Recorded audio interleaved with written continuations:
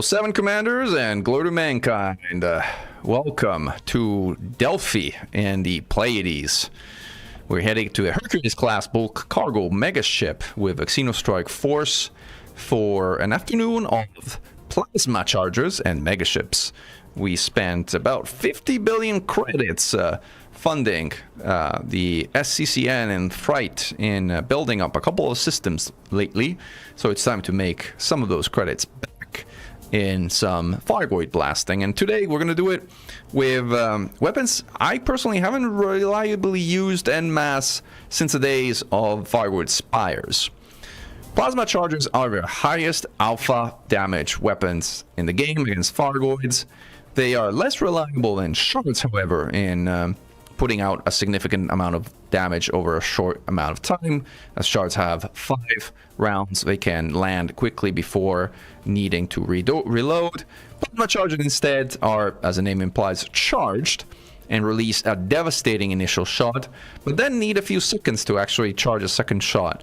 And that's enough for Fargoids to pop up a so-called panic shield if you're not very quick in taking down interceptors. So we need a lot of these to take down Hydras with any kind of reliability.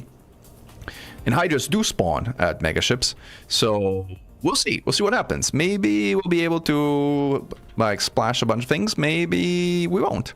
But nevertheless, we are going to have a good time for sure. So we have Commander Hogbenhob here in the channel. Can you give me an audio check, Hogbenhob? Audio check. Audio check loud and clear. Good. All right, so let's see when the others join. Oh, I'm on the wrong side of the... I'm the wrong side of that. Just crashed into the... Yeah, I crashed into the rings. Somehow I thought it was going to like a rest side or something, but I didn't realize that Megaship is actually on the other side of the... And welcome everybody to the stream. Radioactive, Oregon Shadow Pero, Apzoe, Zeatevedo, Cody Kruger, All That Is J, Supreme Commander. Welcome everybody to the party.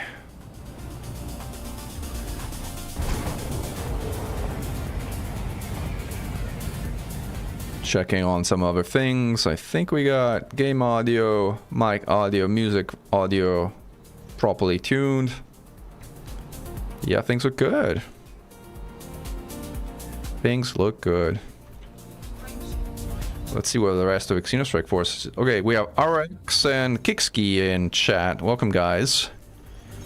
07 Commander. Hello. 07. Are you guys also in the... We're doing this not in the official, we're doing this in the Xeno Strike Force PG. Oh, I'm gonna change too. Oh, I'm in the official. Yeah, I know I should have said that. Sorry. I know it's technically an official out, but we kind of started it as like a random kind of bit of thing, so... Xeno Strike Force.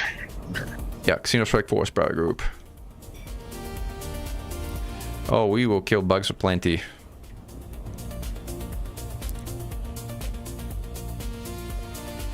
So we're bringing Corsairs for those who have them, but honestly, like any ship with a class 7 or bigger power distributor works for this little exercise. There we go. All right, and we are on station. Uh-oh. I really should not mount my caustic sing launcher with data link scanner, but fine. Now we should be getting a mission if this instance isn't bugged. There's NPCs around, I believe, and there's just turrets. So let's see what happens. Megaships are interesting, but they're also one of the buggiest scenarios in the entire game, so it is what it is. Let me move my data link scanner. Says I'm in the wrong. Says we're in the wrong group. There's a bug, yeah, bugging out.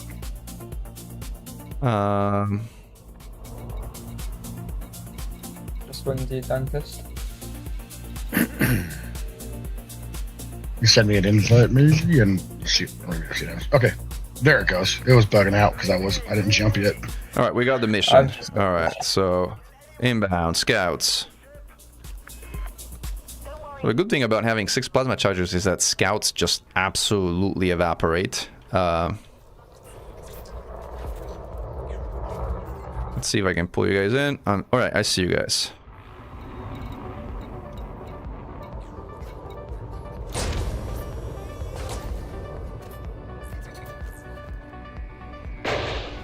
What was a hit? That's a big hit.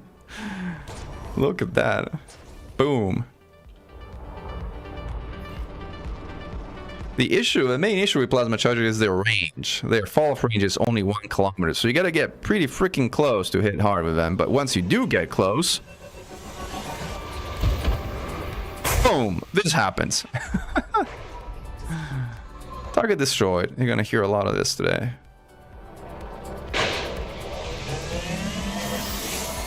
How many panic shields? Oh, panic shield all day long. Oh.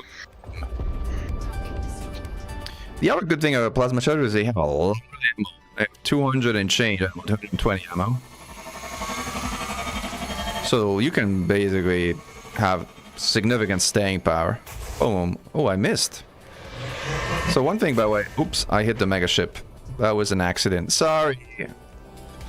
Alright, now the megaship doesn't like me. But it's okay. Doesn't really matter. These NPCs have been very nice. Repairing me. He said time to speak louder with microphone clips. Alright, we'll lower the volume a bit. Alright. This hopefully is a bit better. Microphone wise. Thank you for the feedback, Pero. Hey, Aaron. I am not going to stream Path of Exile, no. And I heard you coming back to Elite Dangerous on the 31st too, right? Haven't seen you around in a while. Should come out. You got your ship. Come out and join us. We're just shooting bugs at a megaship. Like a good old days.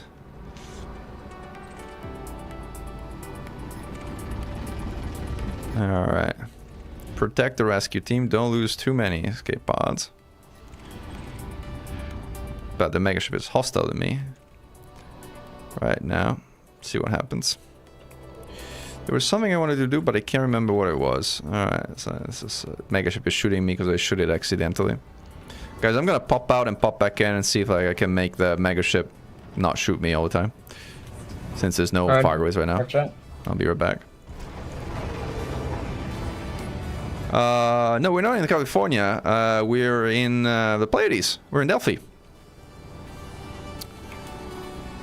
Oh, yes, that's right. My drive is disabled. There isn't enough power to run 6. I know, right? Guardian. Those things are really power grid heavy, like power grid hungry. Right. I'm so glad I have an overcharged monster power plant. I don't even know what I think I have armored on this one. I may be wrong though. I just swapped my thermal to armored monster. Yeah, I think that's what I got. Alright, I'm back.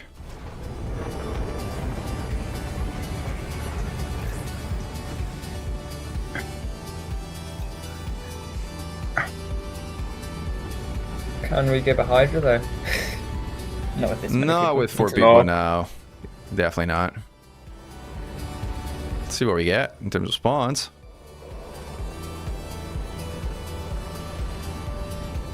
Someone should... oh no, I pressed the wrong button. Requesting wing and light. Just give me a second. I need to fix... oh, that's probably what I was trying to do. Fix my data link scanner. So, guys, for those who are new to Megaships, what you want to do to trigger spawns of this thing is you want to repair the hot reaches one at a time. And you also want to make sure you never repair the last one. Because if you repair the last one, then basically the whole instance bugs out. And then you cannot spawn stuff anymore. But so long as you repair all but one, you can keep getting stuff to spawn. So anyway, I'm doing it now. To repair it, you have to, by the way, go in the sub-targeting menu. Where is it? No Olympus. Oopsie. Hard breach. Do I need to scan it? Hold on. Wrong one.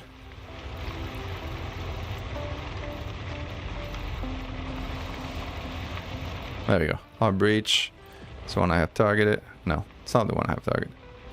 Oh gosh, man. Haven't done this in a while. Back to hard breach. Can I just repair it? Invalid input target. Do I need to scan it? I might need to scan it. Oh yeah, I need to scan it with something. Maybe by dealing scanner? Probably. Yeah, that's right. Scan it with a dealing scanner and then you can repair the sub-target.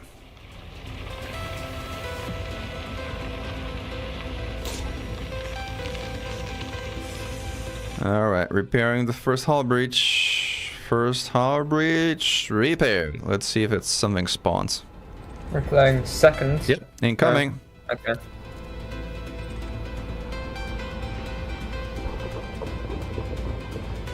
And interceptor inbound. Let's see what we got. Charge up. We got a Cyclops. Get in range. Hold fire. Hold fire for coordinated launch. Make sure you're close as possible. You're in range. Alright, get ready to fire in 3, 2, 1. Release. Again.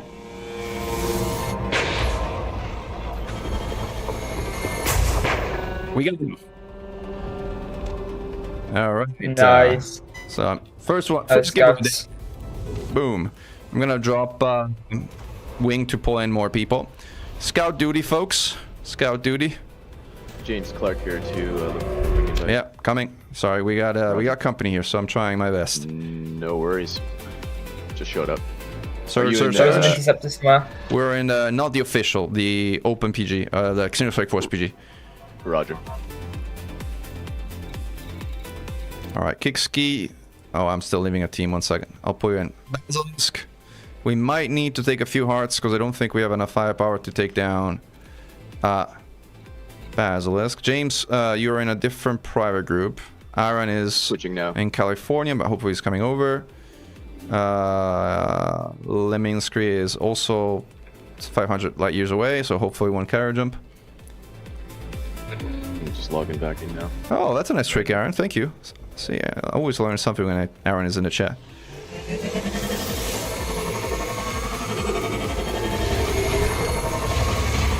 James Clark back. Oh, the other thing I want to do, it was on one swatch trailing.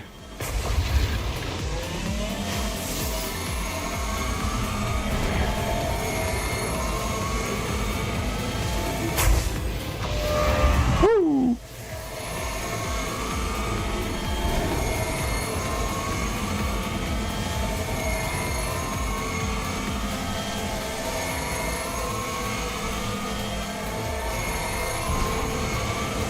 Re-exert.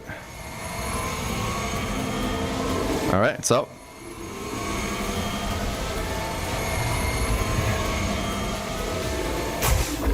Got it.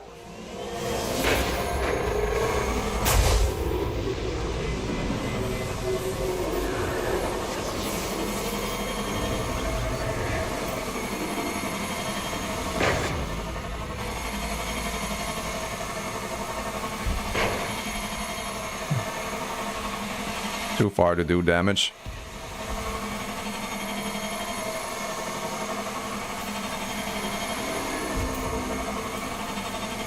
Not too far anymore. Boom. So I wanted to switch my gun sights to trailing. Trailing for me is better. So, with PCs. Alright, let's blast this shield out. So, charge a shot and then make your power distributor recharge so that you essentially have 2 shots in the tank, guys. Because we may need to get 2 shots off to kill this guy. Make sure you're in range and hold fire for now. Again, charge the first shot and recharge your power distributor. Get ready and get in range.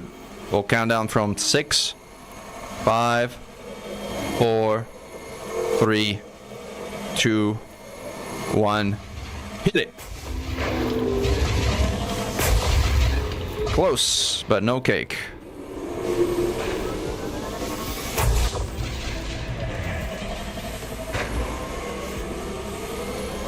Storm missiles.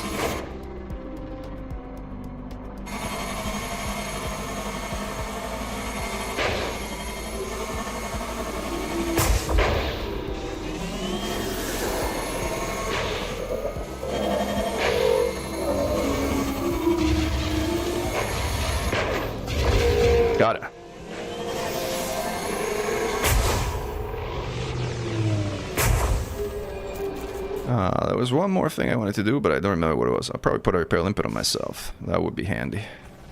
James Clark is ready for invite. Coming away. Roger. If I can find you. Did you get it? Yes, you got Yeah, I it. did. Yep. Roger. Thank you. All right, more guns, more guns. More guns. Ooh, caustic missiles. Skedaddle. 6 more to be exact.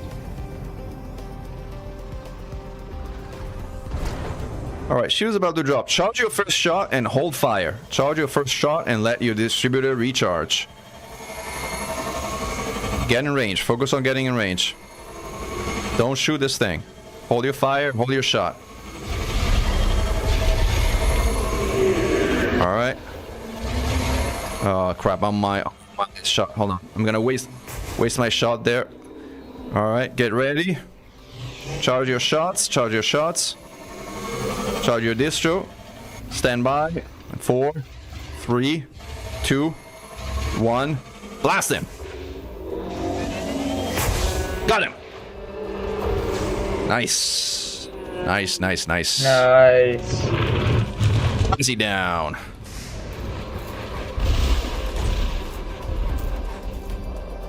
Scout duty, folks. Scout duty.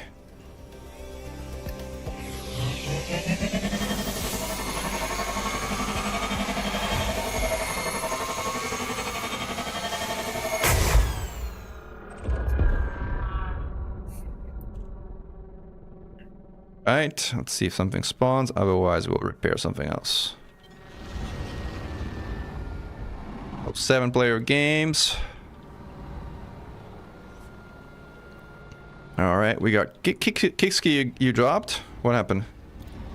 I crashed immediately That's as okay, I was dropping into the instance. Pull you back in. No fire is detected. Okay, that's usually a message that something is moving ahead, which is fine. Give it a moment. If nothing spawns, we will repair another of the hull breaches. Good time to repair yourself, guys. Check your weapons and MRPs. Now is a good time to repair.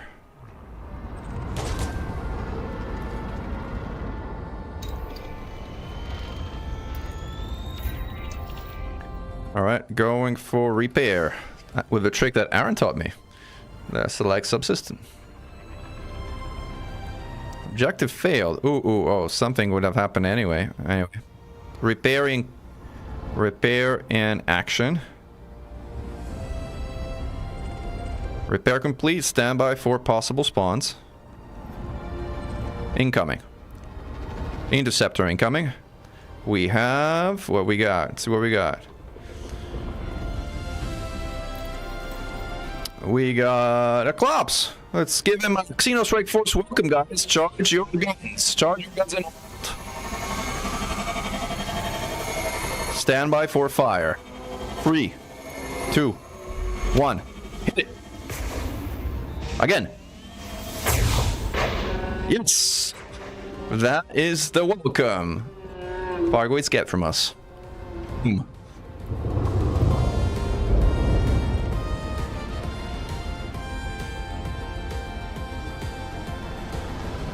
Alright, keep checking your MRPs and repair everything up now that we are chilling. Oops. What did I do? Game doesn't want me to load into the instance. It's just crashing all the again and again. I don't know what to say, my friend. Everybody else is here. Try with your graphic settings, put them to low before you load in, something like that. You have port forwarding enabled? Yes, sir. Then the only thing I can think is lower the graphic settings before you join. Try setting them on low and see if you can load in properly. I don't have any other ideas on the moment. Anybody else is waiting for an invite to Delphi? Lemming, I just arrived. Alright, welcome to the party, my friend. Where are you? Velocis. Alosis, you're 60 light years away, so you got a moment still. Lemming is here. No, where is Lemming? Yeah, I'm just gonna get there. I'm in Delphi. Invite to... Why can't I invite you to team? Mystery of life. Wait, because already I'm Are you in the right in my team. team? Oh, I'm in caustic. I gotta get out.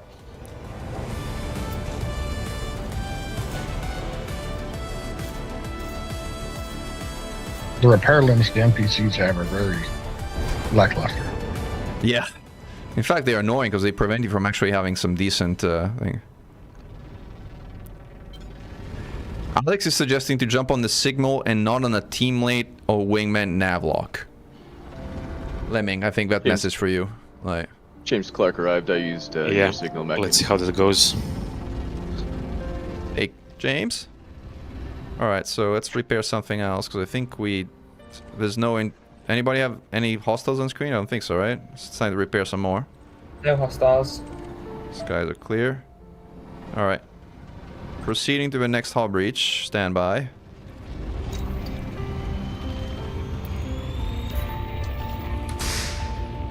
Repairing. Stand by. Ready for inbound.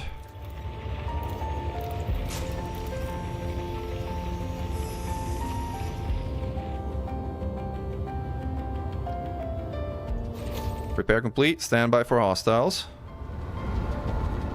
Inbound. Scouts. Scout duty, folks.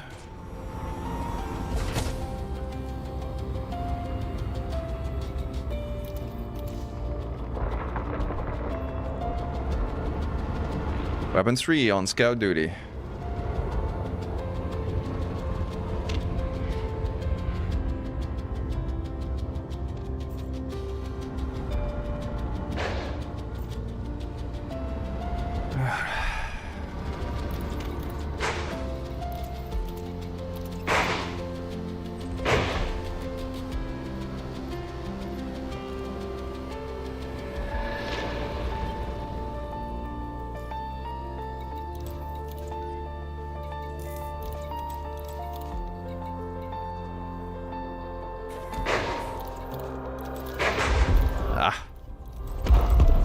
Jeez. Oh, there you go.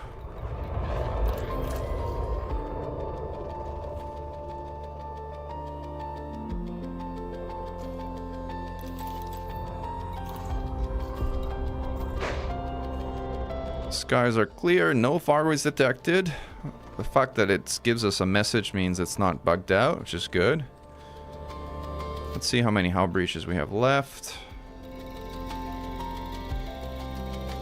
We got 3 left, 4 left, so we're good.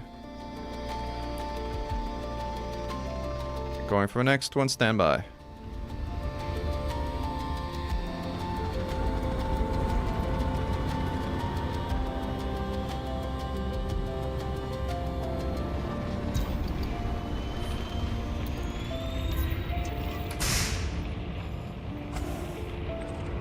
That is so much faster, Aaron. You're absolutely right. Yeah. Way to go. Alright, repairing. Stand by for possible inbounds. Repairs complete.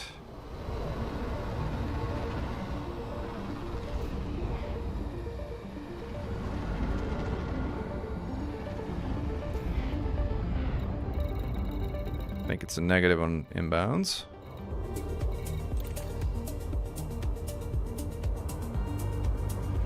We went to the next one. Hello.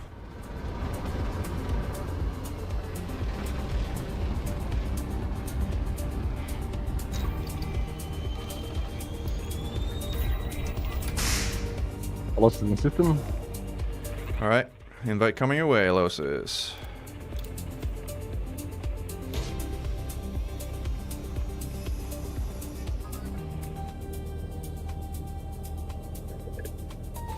Alright, repairs complete. Stand by for possible spawns.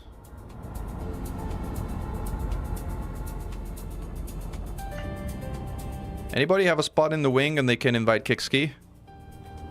Hub and Hog's wing. Alright, can you invite Kickski, please? No spawns. Alright, moving to the next repair. Hull breach, I mean.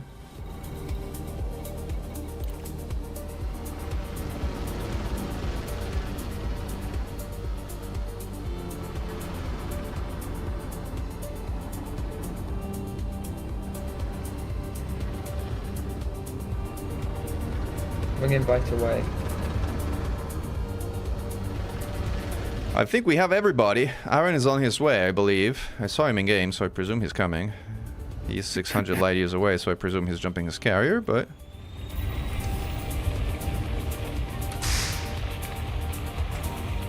Let's see.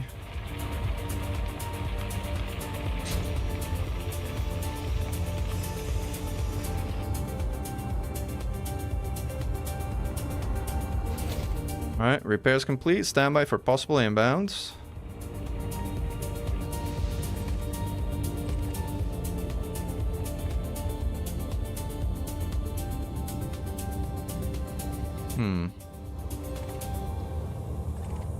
Something very odd happened here in terms of like how the repair worked.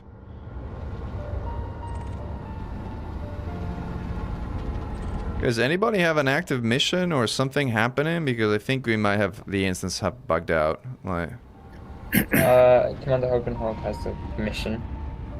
do you want to try jumping out and back in? Because like I don't have anything. I don't know about the others. I got no missions.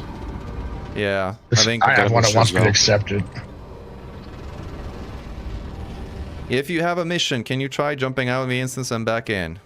Please. Yeah, roger. Okay.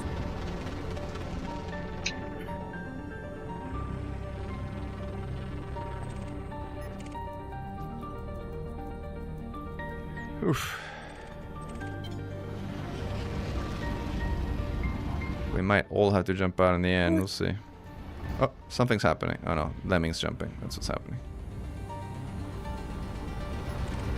Kikski arrived. He's yay! You made it.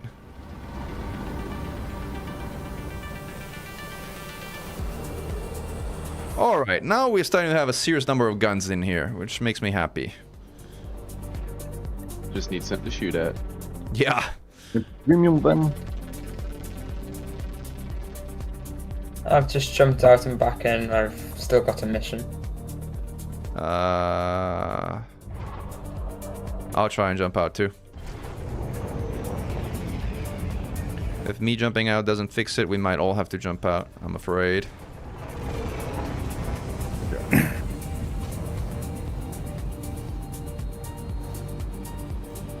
I had a mission signal, is clear now. Yeah, I mean, the thing is, when it works spectacularly, but when it bugs out, it just sucks.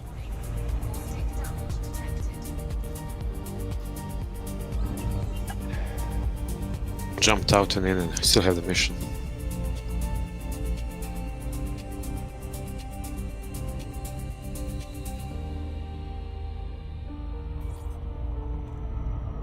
Alright, let's see what happens now.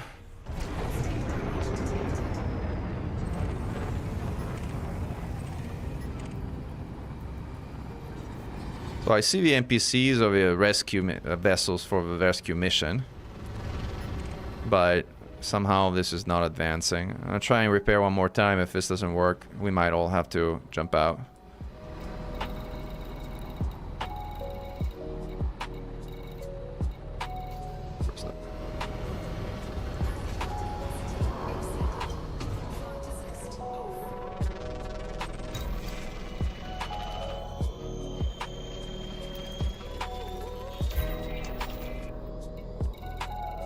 Our breach is... where are you? There you are.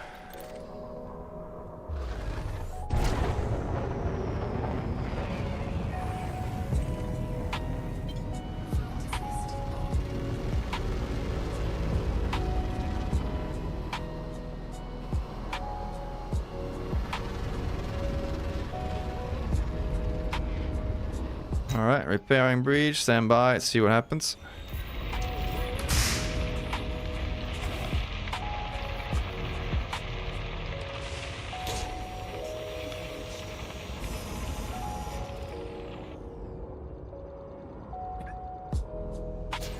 Breach repaired. Standby for possible spawns.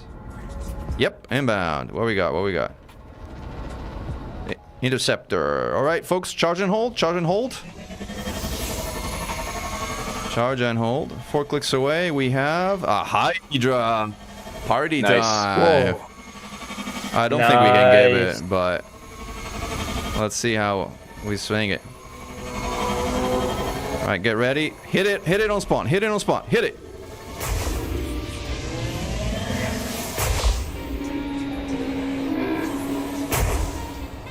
Yeah, we're not giving this thing.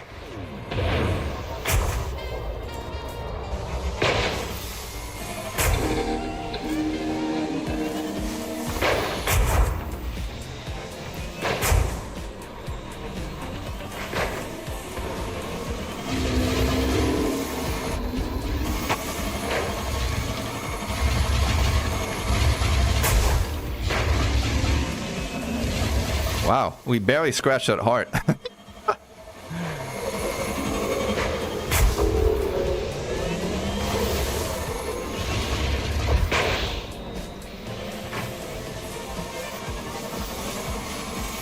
Oh, wow, this thing is stanky.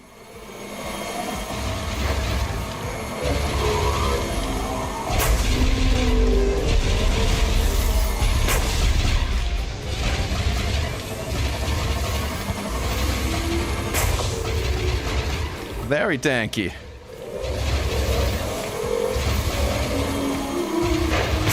Missed. Ah, that was a bad shot.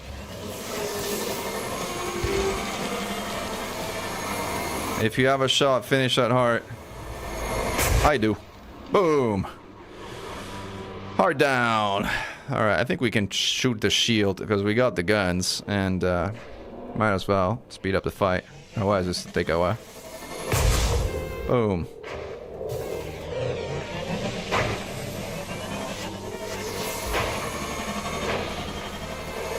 Again, mind your range. Remember, these things hit hard only 1 kilometer or less.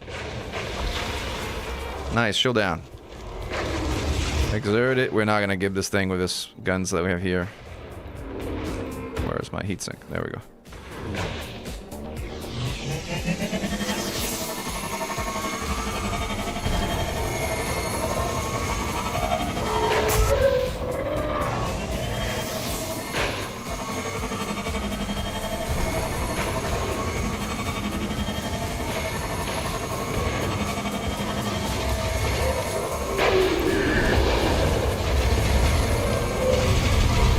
Boom!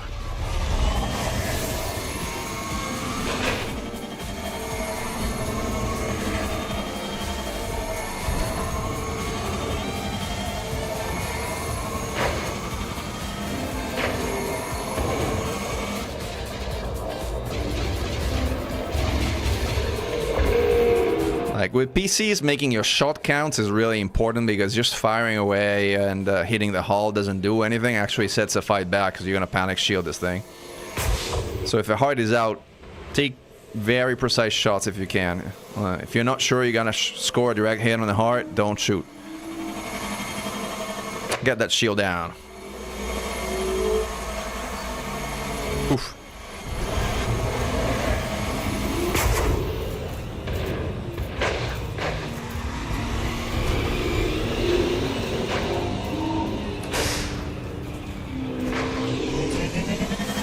Exert it.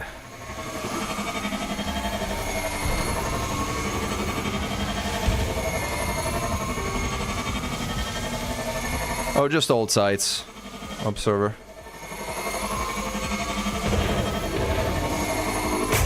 Boom. My game's just crashed. I did not copy whoever said whatever he said last.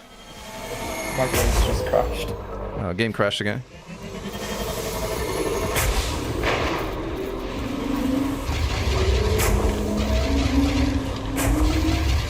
Frozen trying to drop back in from repairing, like getting lipids and stuff. So we'll see what happens.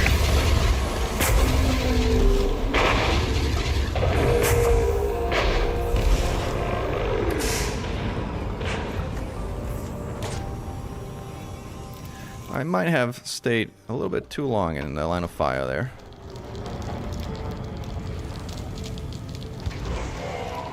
Oof.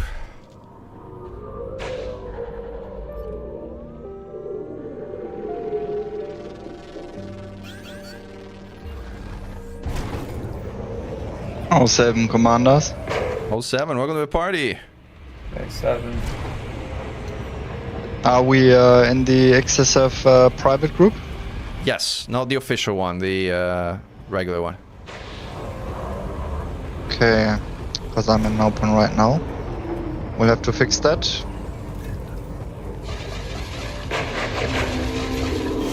Ooh, Aaron is joining the party. All right, I'm gonna form a new Hi, wing because I think Aaron. we're full wings. Looking forward to seeing you here, Aaron.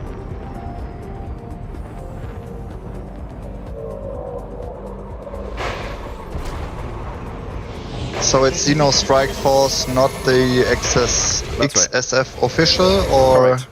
First one you said. first one? Okay. Got it.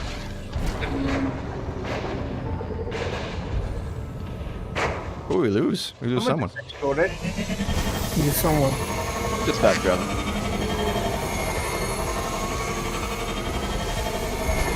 For some reason, my caustic wasn't showing that I had All right, let's caustic. pull Aaron in. Oh no. Some megaship it was, wasn't it? We have to meet up. Sir, Anybody Sean else has need been a- activated. Anybody else need a wing invite? I will Commander do, D, but Jack not Sparrow requesting wing invite. I see you. Jack Blues.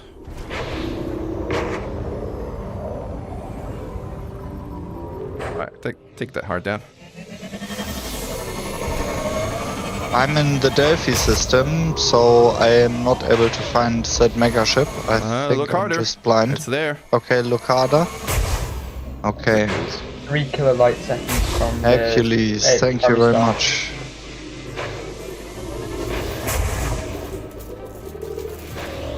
Come on, 4% heart. Heart down. Nice shot.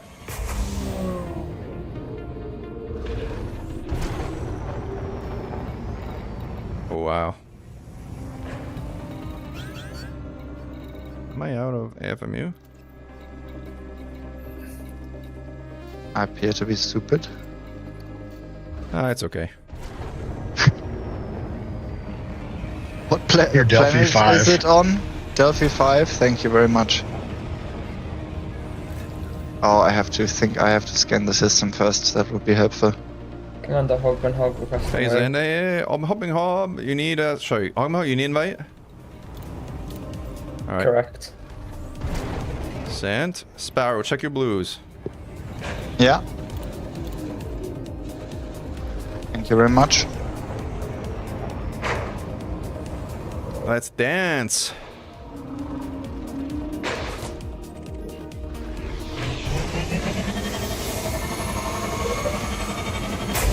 Alright, our shield essentially down. Engage. Exert.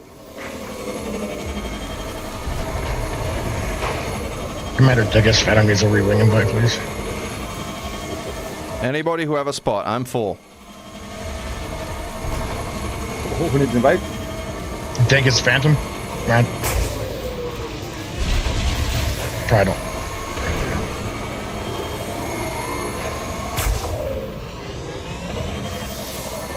Ah, Invite it. Thank you.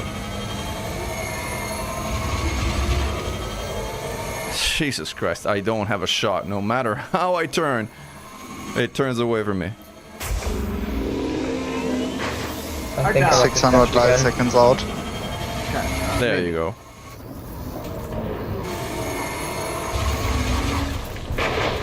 It's not down.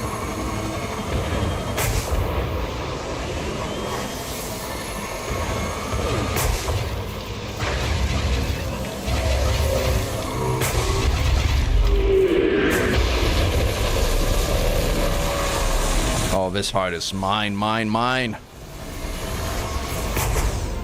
Hard down.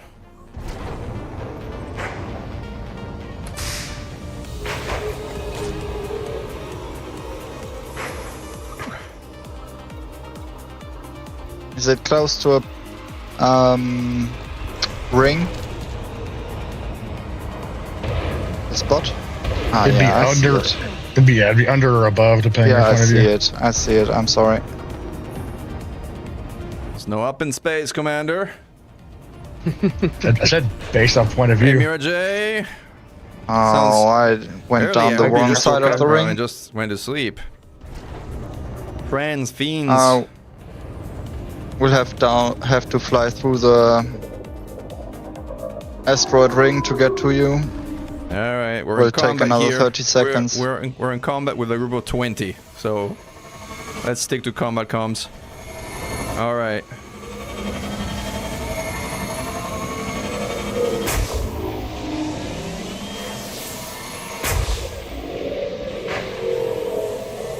Charge and hold. Down. Release.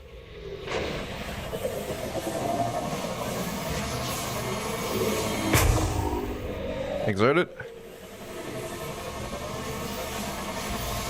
Make those shots count, commanders. You're not hitting the heart.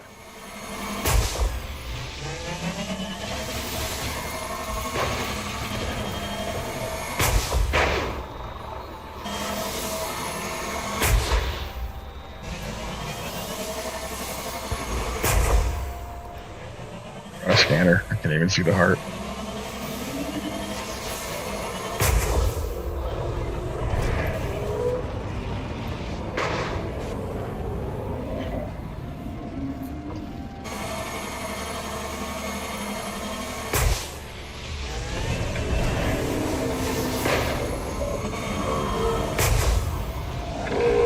Nice, nice, nice. Whew.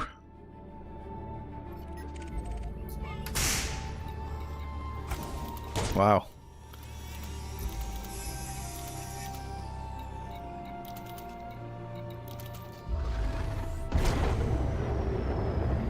Whew.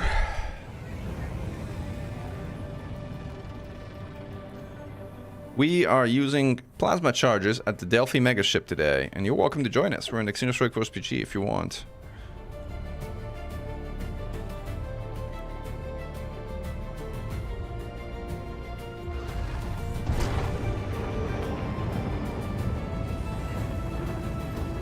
Two hearts to go. Two hearts to go, commanders.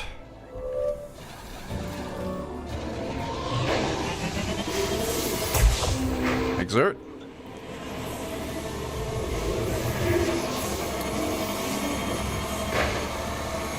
Calming iron, 1 second.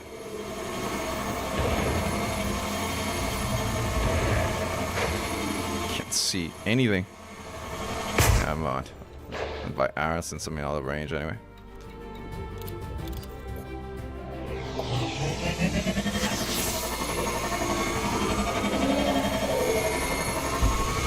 Rally down.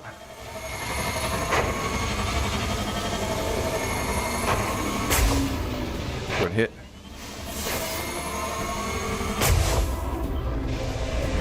On the hot and health requesting wing again. I'll pick you up, hopping hot. 1 sec. Yes, yes, yes. Oh, good hit. Last hit on the heart. Last hit on the heart. Get it. Yes. Hit it. Kill it. Kill this thing. Oof. Close, but no dice. I wasn't prepared. Yeah, I have to wake up as well. I'm in the zone as well. Sorry, I hit someone. Who did I hit?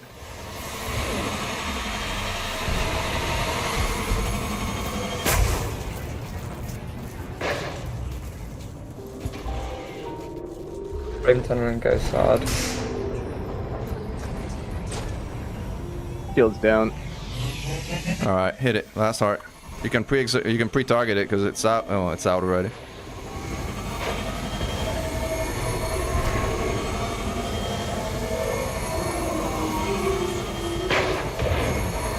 I'll go back in the instance. My apologies. Yes, sir.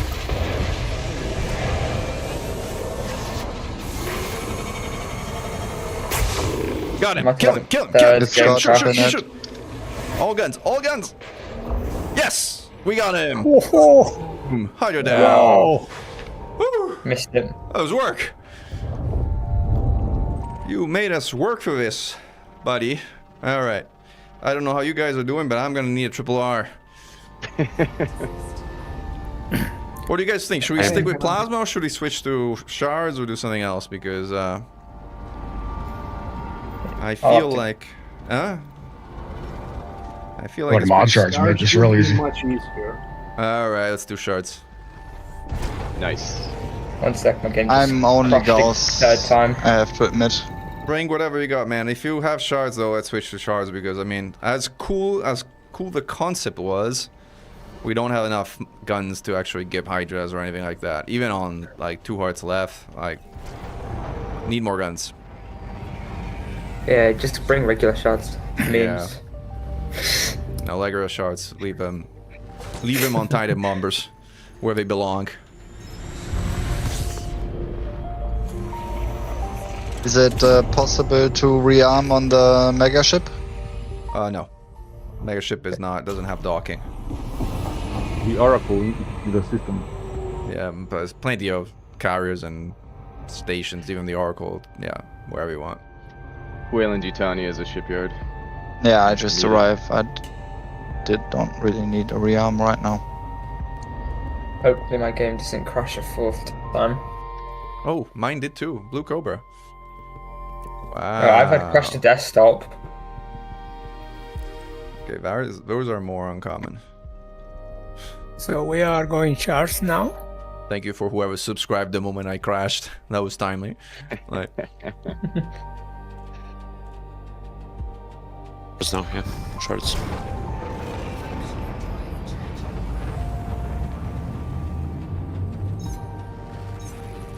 Commander Meccan is gonna need a wing invade for once. Thank you guys.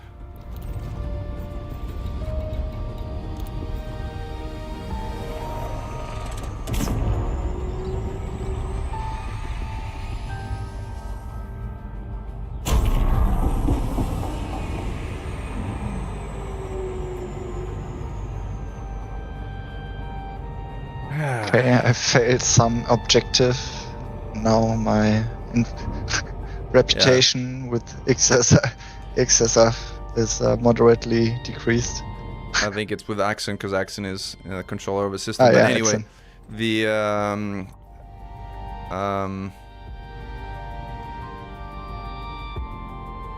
if you're not rearming now, that's fine. But everybody should leave the instance. We should probably start a new flash instance so we can minimize bugs. Yeah, I'll just reset. Yeah, you can reset. You're welcome to hang Are out we there. using just reset. charts now? Huh? Are we using charts now? Yeah, let's swap to shards because NPCs are good for other things, but not for this. We had 40 people again. Okay. We could do it. But Yeah, well, 40 exactly. again. But even with 40 people, you know, you have to be within 1 kilometer range, and that's pretty freaking hard. Like, you know, to actually Get all 40 people stacked get on 40 stack. people, get 40 people in 1 kilometer. Like, it's yeah, that's tricky. What's their stack about version 2? We're gonna do we're gonna do the Corsair stack but while shooting. Yeah, exactly. That would be funny. We should probably do it. We should kind of stack a Corsair, and then somebody spawns a Cyclops, and then we all kind of head. Unfortunately, we can't predict where it's going to spawn. Otherwise, it will be fun. Silly question: are we doing meme shards or shards with beam lasers? Whatever you want, man. Like, if you All want to right, do Roger. 6, do 6. If you want to do 4, I'm bringing meme shards. 6. All right, let's do 6. I'm just gonna transfer him away. Actually, You don't get to use 6 for any usual reason very often. All right, let's do 6. Agreed. Ooh, this is gonna be spicy. I'm gonna actually 6 head to shards my are carrier. spicy. Bring all the heat sinks you can carry.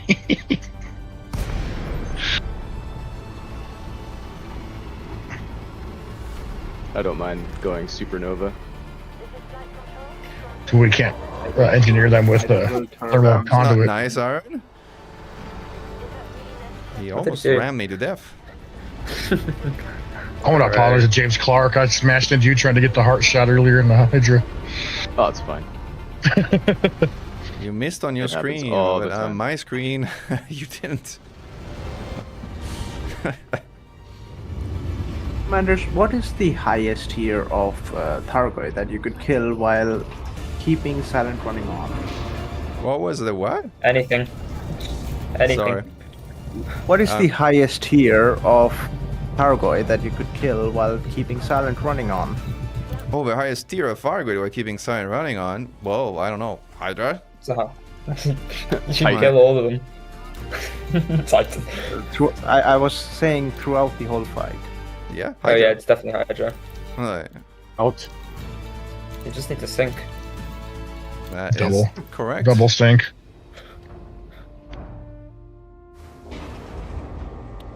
Sink and beam will get rid of your heat problems.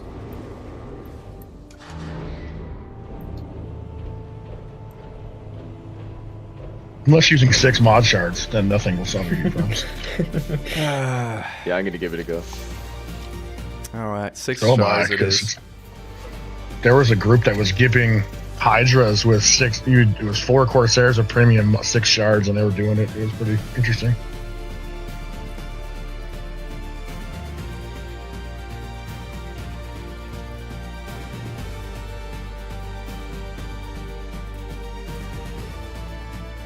The annoying Or the thing is, meme. both the mod shards and the AGF shards show as engineered to A class. So it's really hard to tell. You have to go on the detail screen to figure out which one is which.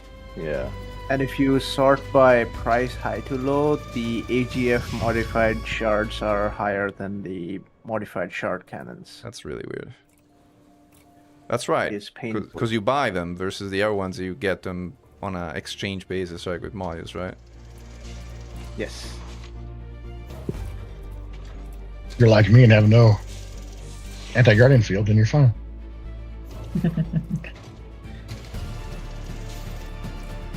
I would like anti-guardian field on my phone.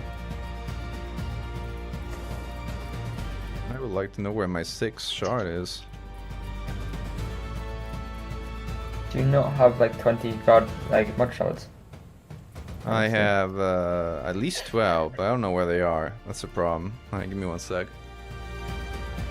They're scattered on a dozen different ships. Right. I have to go in Inara just to find out where my stuff is on which ship.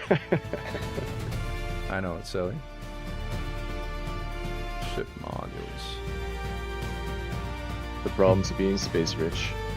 Guardian... Shard can. Well, first galaxy problems. Xeno Destroyer. They're all in my crate. I was like, where are they? Long range, long range, long range, long range. Alright. Just enough distributor for it. Are we I'm just waiting waiting for for, a specific point in time to restart the instance, or? I'm gonna Yeah, go just with wait. 5, simply because I don't want to bother going and taking one off of my other ship. And 5 is already meme worthy. I'm just waiting for mine to come here, come to the station here. 9 minutes.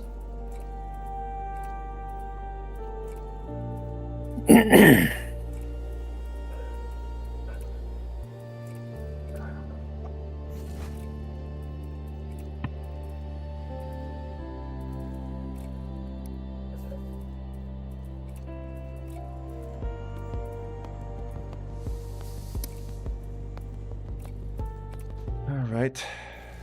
Heading on back out.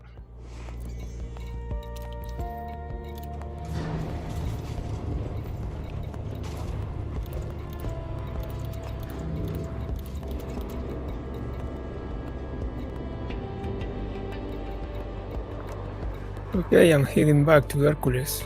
Yeah, back to Hercules we go. Yeah, ditto. I have a mix of. Commander Kixki requesting a wing invite that we can. I don't think link we're up. doing wings yet, but All right. hmm.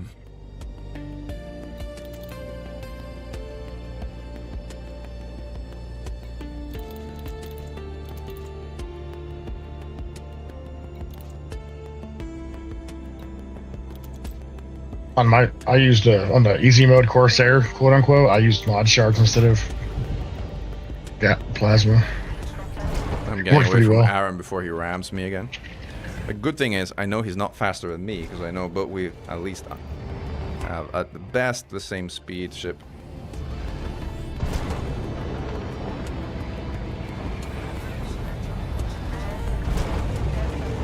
Sound running.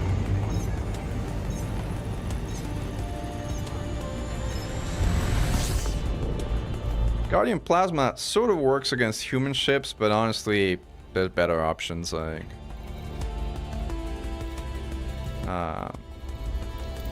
just regular plasma accelerators are better.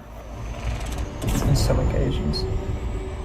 Especially the advanced ones from power play. I mean, Not really. I mean, the problem with the advanced ones is your time on target needs to be a lot higher than the regular ones. Honestly, it's probably... On paper, the advanced ones seem better, but in practice, the regular ones are better.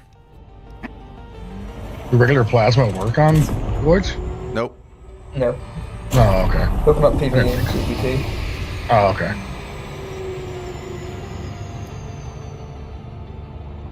The club's already here. Good. Blast it. They don't care about absolute damage, apparently. You know what they're not immune to in terms of damage, which is actually rather funny? They're not immune to caustic damage, so they can actually damage each other if they shoot each other. I guess that makes sense why I can use their body parts to make more synthesis. Maybe. I was always confused by that. Isn't there a chemical weapon that does caustic damage? Yeah, enzyme missile launchers. But it's not caustic damage, it's the caustic effect. And Fargoods are immune to special effects, so it doesn't work. Oh. What's it called? FDev ruined that fun right away. No, we generate a sequence on the guard shields.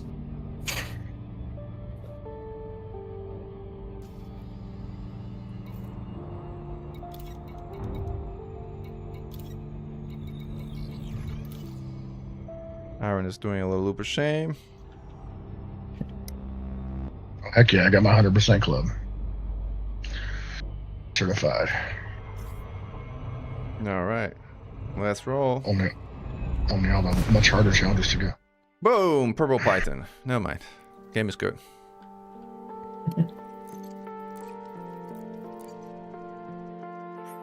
We Let's are get crashing over. a lot more than usual, guys, even by elite standards, I have to say.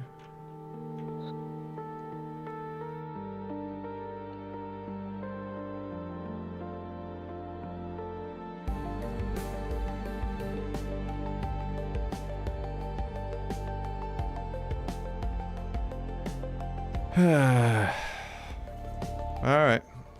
Here we are. Maybe that'll be the upgrade they're doing. Could for use a wing December. invite again. I'm here though. There's that. Where are you guys shooting? Is that the new? Is that the what's it called? The HIP 8, 7 something numbers, like everything, like booking every single. James making it Clark so- or anyone, can I get a wing invite? Because I'm back in the instance. I see you guys, but I'm Yeah, not in a roger. wing. I'm gonna drop wing here. I don't see anyone. If you don't see anyone, jump out and ask for a wing. Jumping out. Matter Just, Kipski requesting I'm wing. leaving team right now, and then I'll invite you, Mekan. Clark should be able to get a couple people. I mean, it's okay. I can pull people in because I'm already in the instance. So Kickski needs an invite. Who else needs an invite? I could Commander Hogman Hog could do with an invite. All right. Anyone else? Oh, I see people now.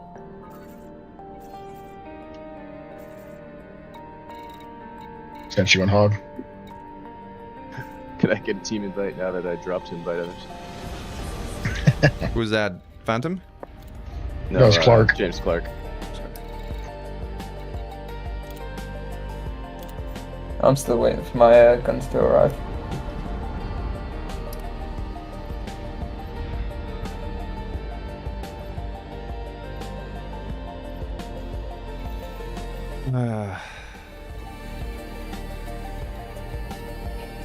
All right. Inbound. Perfect. Interceptor inbound. Perfect timing. Yep. What we got? We got. Ooh, Medusa. I think we can give it if we get close Nice. enough. You ready? Just getting in range. Sink and fire as soon as it spawns. You ready? Commander And DJ Sparrow Hit it. needs invite. All guns, all guns. Surge.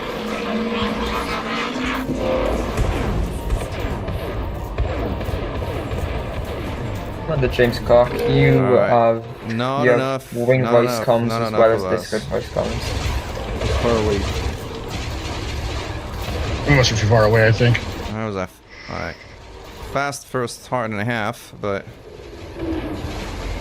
DJ Sparrow requesting wing invite.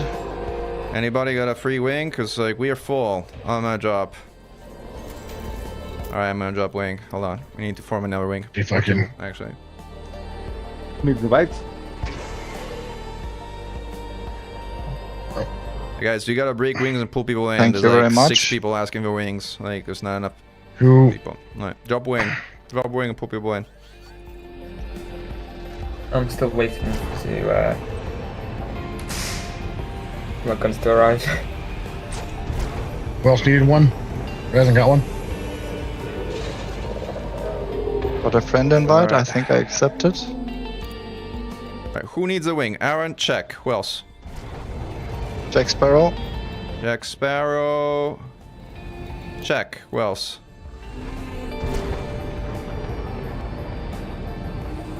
Alright, assume we're good. Let's engage.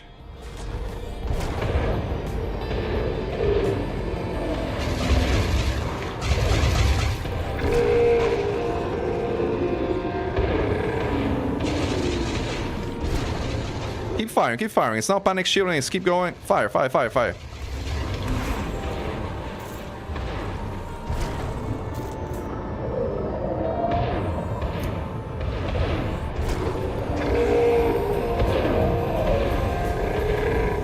Oops. Oh, somebody stop bumping into me. Commander James Clark, you have wing voice comms on.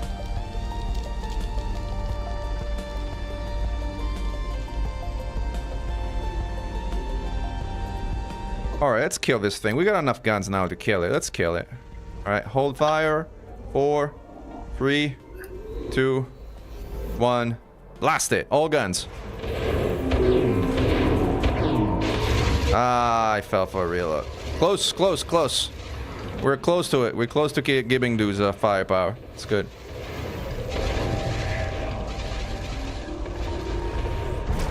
Shields down.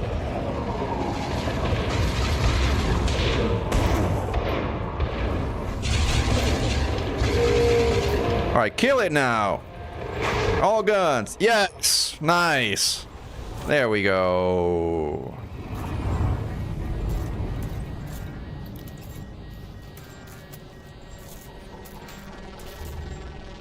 Dudes are down.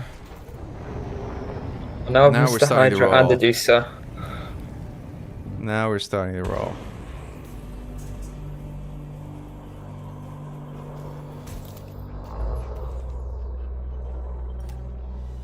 Whew. Spicy. It's only 1,000 heat. We're alright. Yeah, very spicy. Too spicy, honestly. You can never be too spicy. Oh, I've had Thai curry in Thailand. You can have too spicy. It is You got your right. weapons with thermal conduit. That'd be cool. I noticed something interesting. The heatsink display is actually working on the right-hand panel. No, it only works if you look at it for the first time to the right. If you scroll up and down, it stops working, sadly. Oh no. Hey, oh yes. Aaron made it back. Appreciate the repair limpets. Thank you, whoever that was. It's the NPCs, you're welcome. Then those NPCs are lovely. Oh, Aaron is protesting that he's not an NPC. Also got 32 limpets How'd on you me, go? so if Then show your anyone needs voice. it.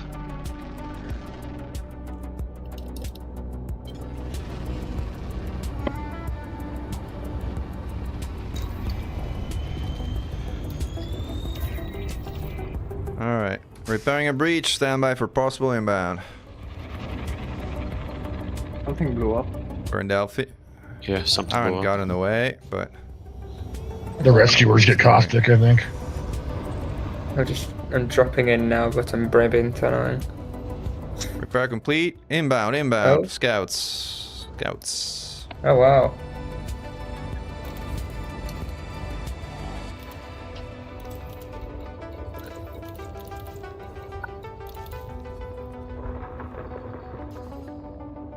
Scout duty, folks.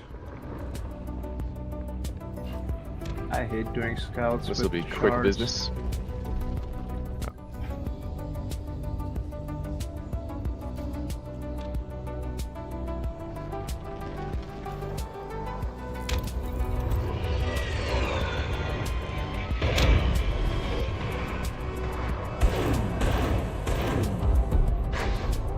Boom. Scout duty goes fast.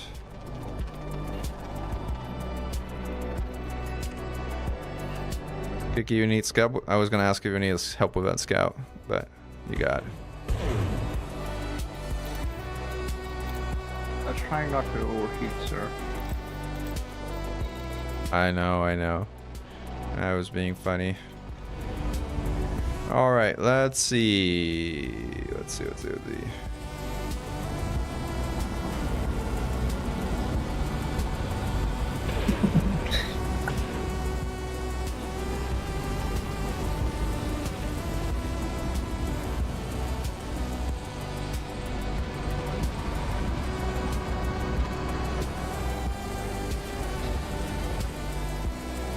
Aaron, maybe you should scan him and see who it is.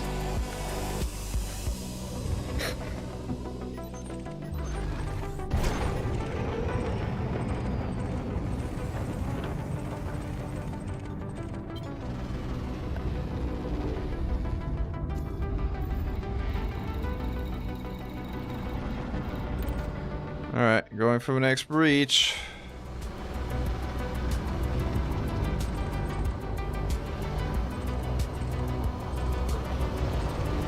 If I can find it.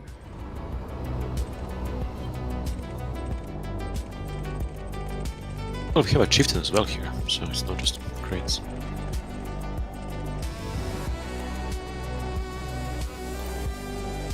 NPC has just Ah, yeah. died due to caustic damage. Oh dear god.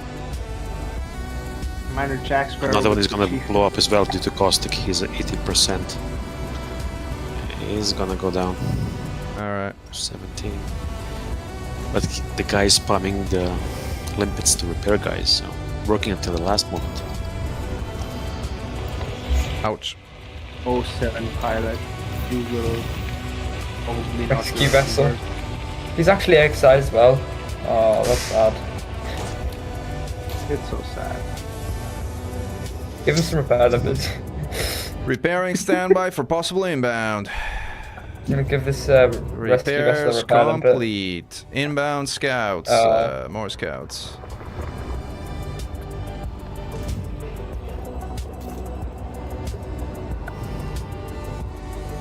Scouts, scouts, scouts. You're out healing the caustic. Keep him alive. Keep doing that.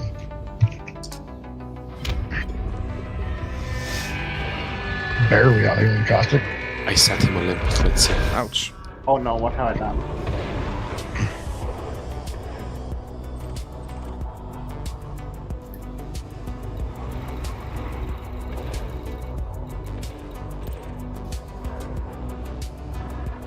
Inbound, more inbound. Still scouts, I think. Yeah, more scouts.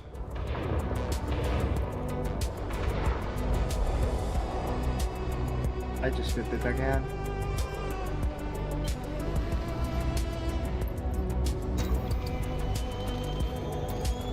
Alright.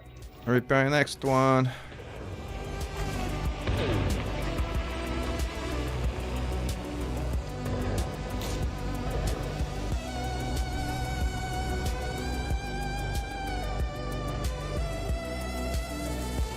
Stand by for possible inbounds.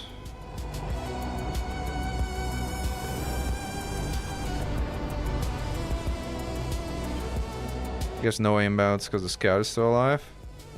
No Fargo is detected. Alright.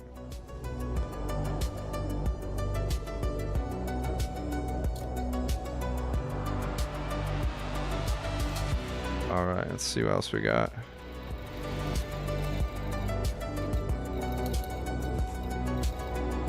Oh, breach.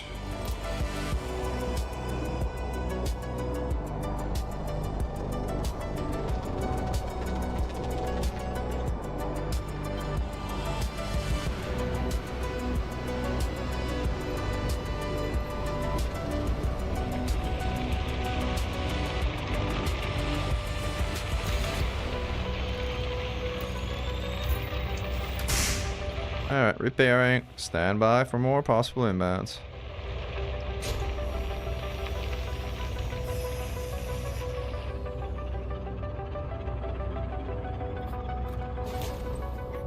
And nothing.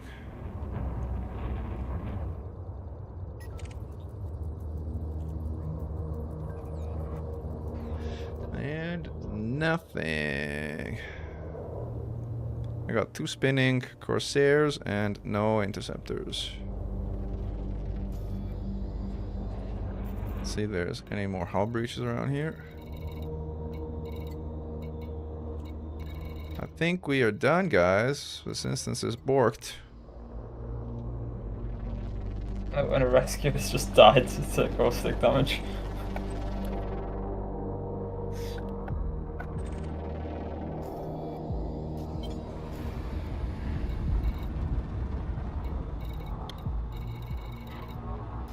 Yep. Got nothing out here. I think we all need to jump out. Alright. General order, everybody leave instance, super cruise out and report in.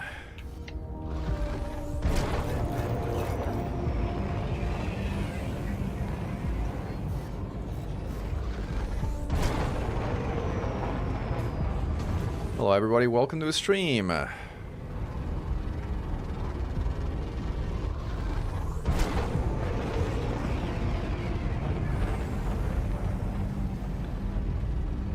It'd be fun to see a Crusader in an instance like this. Like... Crusader. Yeah, I mean, whoever comes in a Crusader is memeing, like, by definition. Like... Maybe we should do a Crusader-only instance next time. Maybe we should do a crusade. Hey, ray guns. A crusade. A crusade in the Crusader. Yeah. Actually, that would be funny. Like, the next event, like, would be Crusade in the Crusaders. Sidey only. Well, sidey, but sidey only, like, we've done a bunch of, like, sidey only thingies, right? But Crusader only, I don't think we've done, right? Hold up. Is that the one with the fighter bay? Polar sidey, I mean, we've done a bunch of those, but, like, Crusader only, that would be... I'm bringing a fighter. I mean, it would literally be a crusade. Drop back into the instance, everybody. Let's see if it's clear. Bam, blue is the first Crusader. I don't know what happened here, but there's still a bunch of people in the instance. Were there still people in the instance? Like, yes. Leminsky, were you still in the instance? Did you jump out or no? Jumped out and came back. Kickski, were you out or no? Yes, sir, I was out. Alright, so I presume we've resetted it. Only presume. Objective failed, so something's happening. So that's good. Failed. Security status moderate decrease. Yeah. Alright, things are happening. Things are happening. Things are happening, which is good. Good. When things are happening, means it's good. I might lose my allied reputation with their exile. It's okay. We'll give you a special permit to not be shot at on site. How about that? I mean, I am XIN, but I don't know. Does that give me a permit already? See, I or don't no? think we reset the instance because this megaship has the hull breaches already repaired. So somebody Okay. did not jump out of the instance. I'm gonna There were check, 2 people but in here. I'm Yeah, gonna I check, checked but it. this thing doesn't have any hull breaches to repair. So somebody did not jump out. Probably have to Naughty, jump out and Somebody wait at was least naughty. A little bit of time. All right, so we're gonna do this again the more formal way. So we're gonna jump everybody out, stay in Super Cruise. I'm gonna call your name, and you can confirm that you jumped out. Okay? Out we go. All right. Everybody Or jump we out. could just have the commanders. I can stay back. No. and Nobody stays back. show Everybody the- jumps out. What? What I'm suggesting is you make sure the instance is clear and then you jump to Super Cruise last. Maybe, but I don't know. Do it the way we're out. All right, so Mechan is out. Aaron is out. Jack, what's your state? Ski is out. Sorry, Jack. I'm muted out. All right, Hour, Copenhagen, I'm out. James Clark are out. Dankist, Out. Lemming, Out. Alosis. Out. All right, so we should all be out. Let's drop. Drop back in.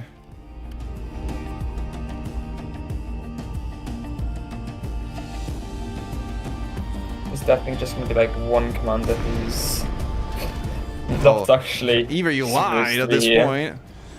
He's Like, hiding if the you- Hercules. If you didn't lie, The fuselage. you were out.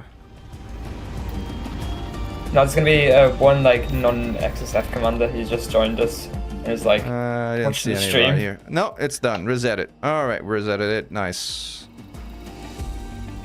It has been reset.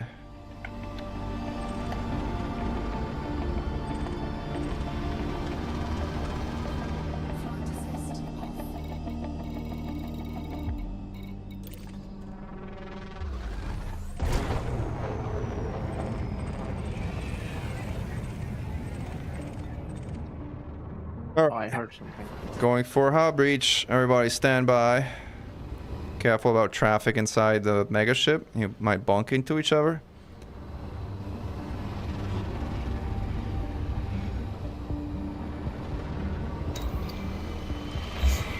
Ooh, that gives me the idea of a really cool clip, by the way. We should do a clip where everybody boosts out of the megaship through the tunnel. Alright, that'll be fun. But let's shoot things for now. Alright, hold on. Repairing, standby for possible inbounds. And yes, we're doing damaged megaships. Repairing.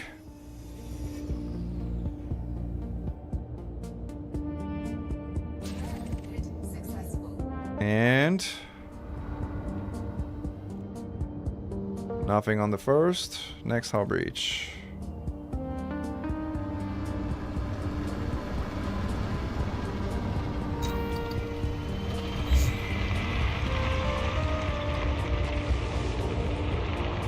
Sorry for the bump. Didn't hit me on my. Phantom? Didn't hit me on my. It's my first. Whatever. No problem. Okay, finally, I didn't even know she hit me. We got a mission by Aaron. Thanks for joining. I heard it. Stuff is I heard you happening. smash into something. Someone just leave a drone. All right, inbound. Scouts, scout duty. Better. At least it means something's starting again.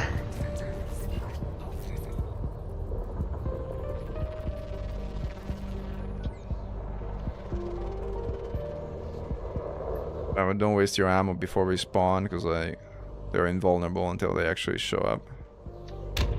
Now. Boom.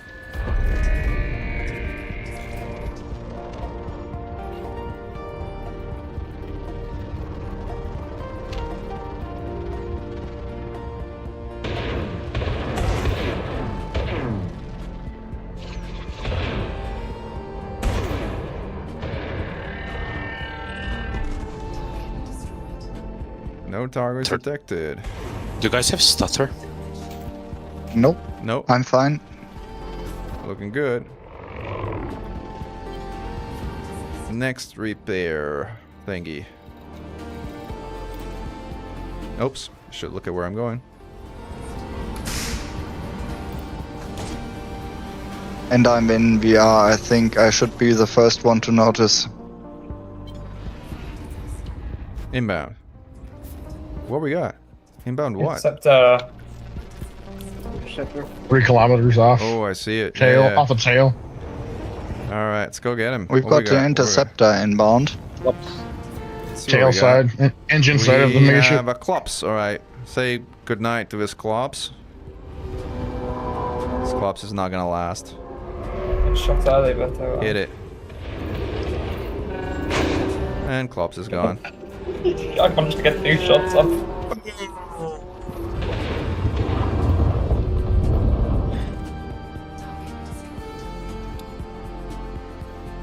Clubs Should have brought have collector a good limpets. chance.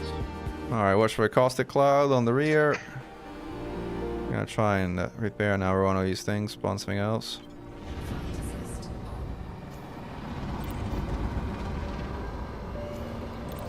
Oops.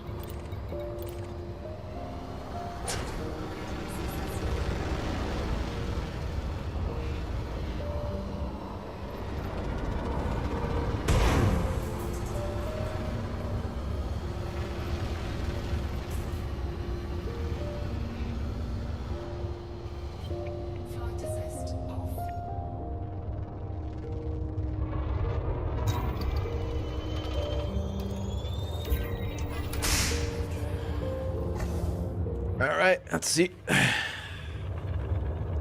Repairing standby for possible inbounds.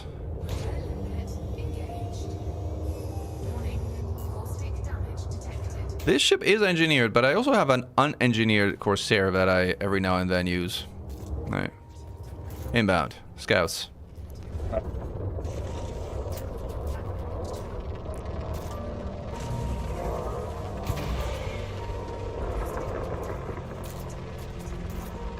Thank you, Angsterman. We're actually sort of flying somewhat casually right here.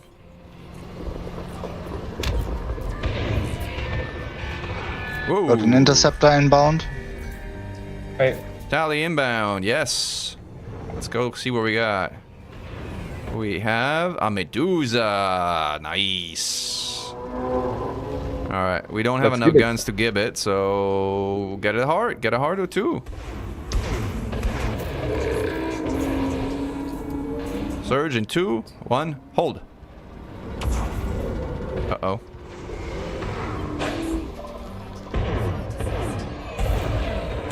Nice fire. Hard gone. Heart 1 down.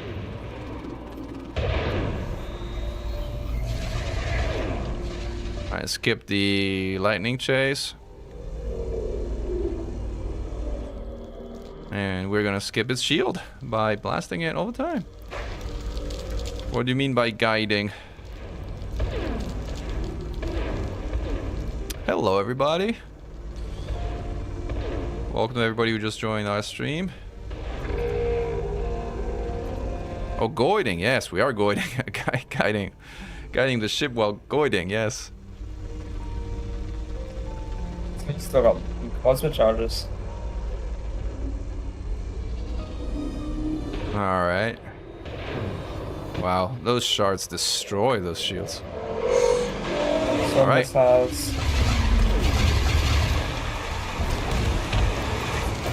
Oof. Nice.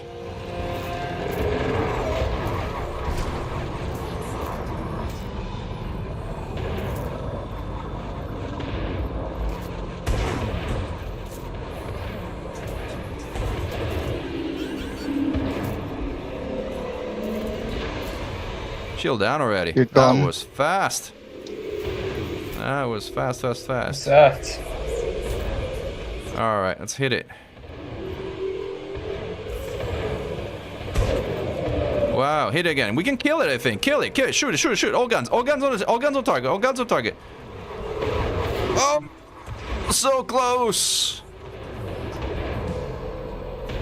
So close. We've done Instagib Shields of down. Sharp Dynamite 2, yes. We've done insta-gibbs all the way up to Hydra, but we had more guns than this. Art- Like right now art we is have like exerted. 8 people or so in the instance. Like we need a 20 to give a Hydra. Boom! There we go. Kill it. Bridging. Oh yeah, kill it, kill it, kill it, kill it, kill it! Whoa! That was a fast surge. Negative kill, negative kill. Good try though. Connection error. Oh, all about Three down. Try to get that last heart. Yeah, panic shield it.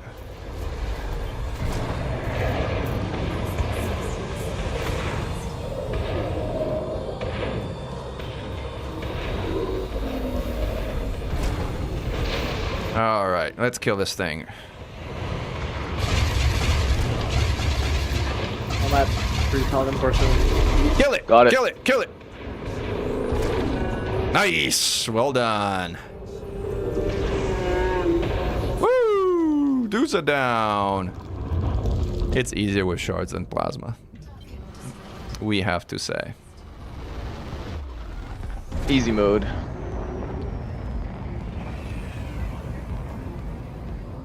But my weapons are dead. So Sorry, I guess Yeah. that you were a target. 3,000% heat would do that to me, I guess. Yeah, that's a problem with running 6 I got shards. swarm missiled as well. Just have to slow your rate of fire. Yeah, you gotta be very careful. Like, honestly, even if you have 6, it might be better to stagger them because, again, it just runs Oh, so yeah. freaking hot. Anyone needs Stagger, repairs? Slow rate. We all carry repairs, but thank you. Okay. I will What's be in the back team, with right? repairs.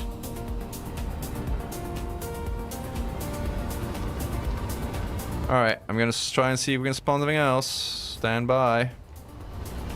Thanks for a follow.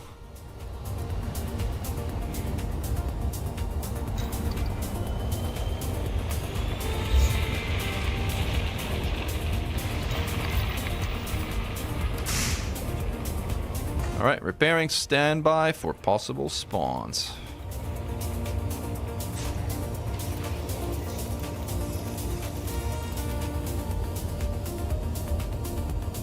Repair complete. Submit the team invite. Second. Invite.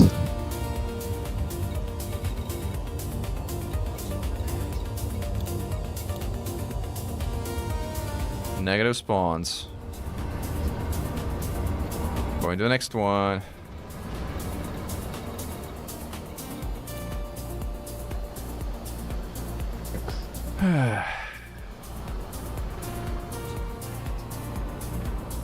Thank you for follow. Oh, this Megaship is a normal event. You can do it anytime. Whenever you want. You might want to bring friends though. Do it solo. The best ship is friendship.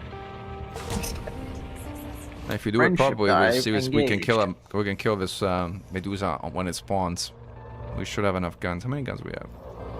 Maybe not. Stand by. Inbound scouts. Scout duty.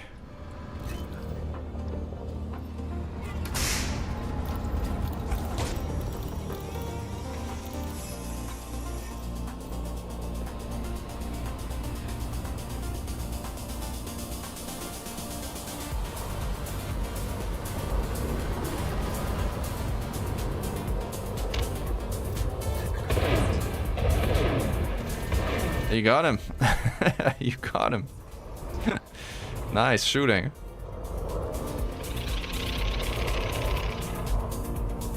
Thanks, Steve. for P9. Follow. P9 just dying due to caustic damage. There's more inbounds. Alright.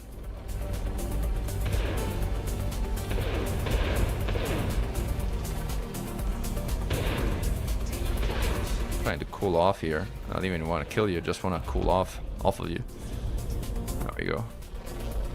Not wanting to kill bugs is heresy. Let me know when you're done with the last scout. I'm gonna repair I'm gonna repair again. The hull breach. Done. Thank you. Alright, next hull breach. No Fargo detected.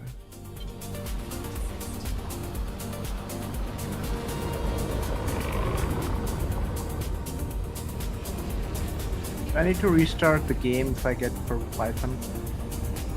Nope, you just re-log in.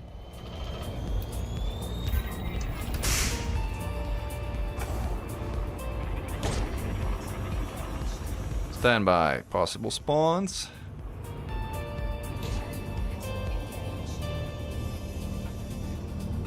Yeah, multi-cannons don't do a lot of damage, so those tend to go slow. Inbound. Interceptor, finally. Alright, let's roll, guys. See what we got. Perfect timing. We have Cyclops. Ooh, this guy is gonna hurt. Say goodnight to the Cyclops. This is how we do the Cyclops, for those who are talking about Cyclops in the stream. How long do you think it's gonna live? 2 seconds. 2 seconds. Total. Boom. 2, and it's dead. This is how we do Cyclops, guys. Boom. Okay, I was wrong. It's less than 2 seconds. Honestly, not fast enough. Not even fast enough.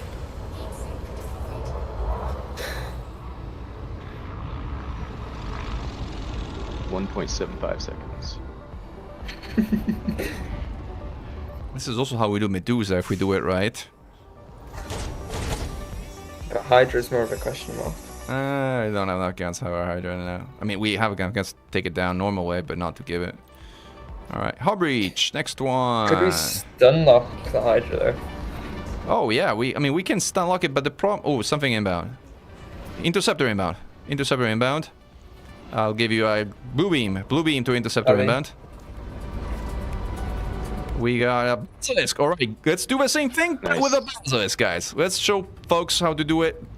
The Xeno Strike Force way is also on a basilisk. Get in range. Get in range.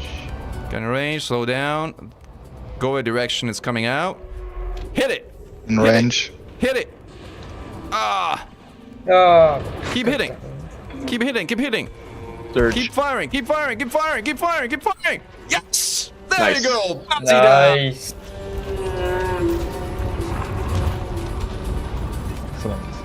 Excellent!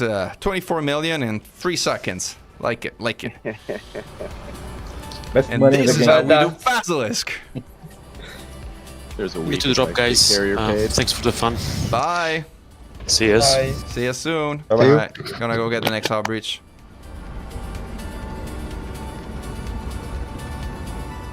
We're in Delphi. Delphi Every system. basilisk is another week. I don't have to worry about my fleet carrier maintenance. Exactly. I mean, just see. So one of my wingers attacked you. I've done some damage to you.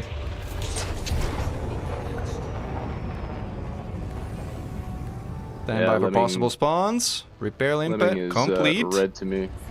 And we got something in. Is that on? No. Yes. No. Is it? No, that's one of our guys. Never mind. That was a nothing. Let's try again. Nothing burger. Nothing burger.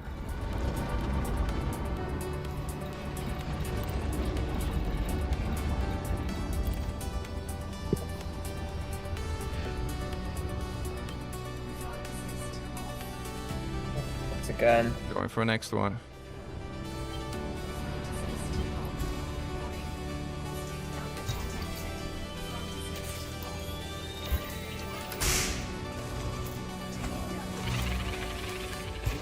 There's a random caustic cloud around. Yeah, right next to right next to the thing. Like, it's also one of those invisible ones. It's kind of impossible to tell what the heck it is. It's also really big. Here we go. All right, interceptor. Blue beams on interceptor. Cyclops. Ooh, Cyclops. In range. Say goodnight, Cyclops.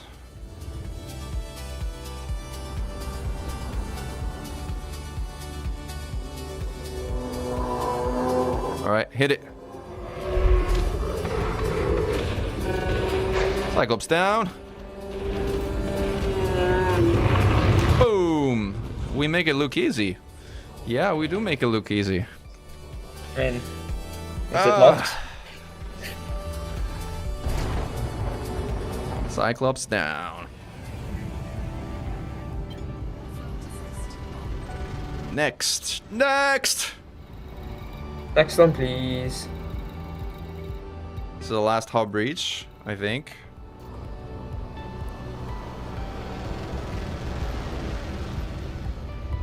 Let's see if I can get the ship log uplink first.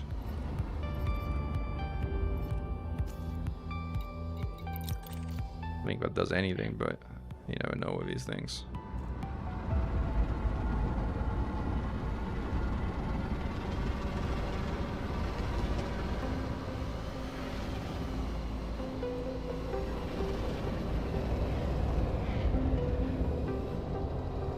Ouch.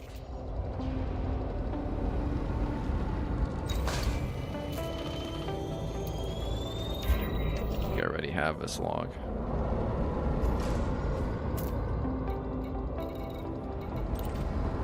Alright, going for the last hull breach.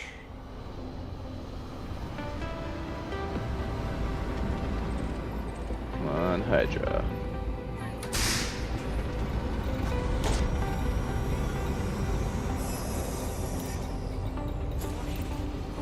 Oh, and caustic again. Probably get some caustic sinks. I have caustic sinks, and I am out of caustic sinks. That's how much caustic I got. Oof. I've just been burning it off. All right, repairing.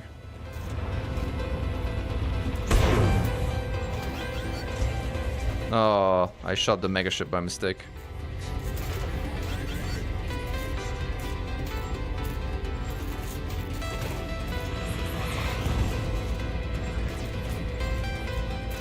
Scouts inbound.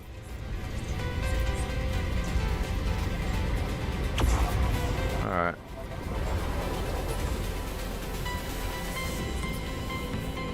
I think just scouts out here.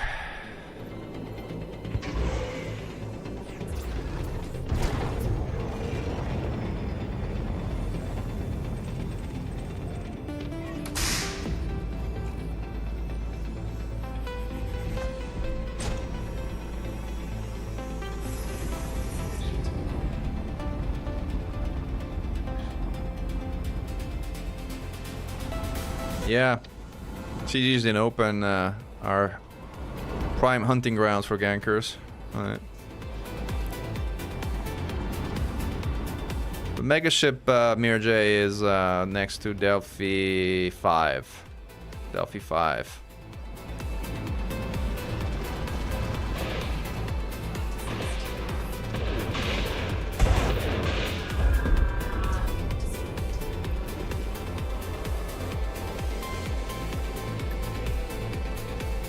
I think I got no Fargo is detected now.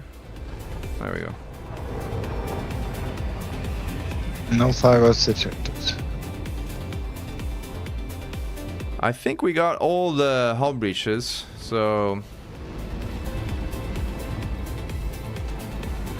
don't know that we can keep going with this instance. Yeah, I think it's a good time to triple R, guys. Yeah, I will go for a 15-20 minute break in that time as of now. Alright, let's bounce. I'll need to drop as well. Thank you for the... Alright.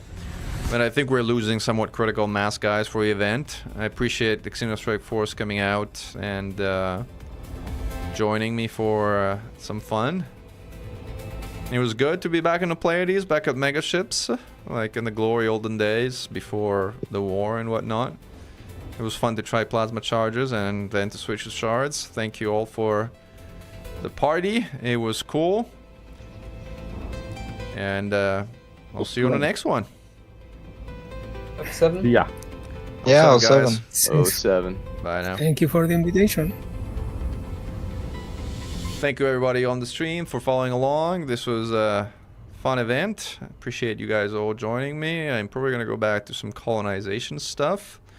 So I don't know. Do you guys want me to go? Are you interested in sort of chatting a bit about colonization, or do you want to? Well, we can either wrap or we can talk about colonization for a while, since there's some colonization stuff I wanted to do. Well, we can chat. Okay, we can do that.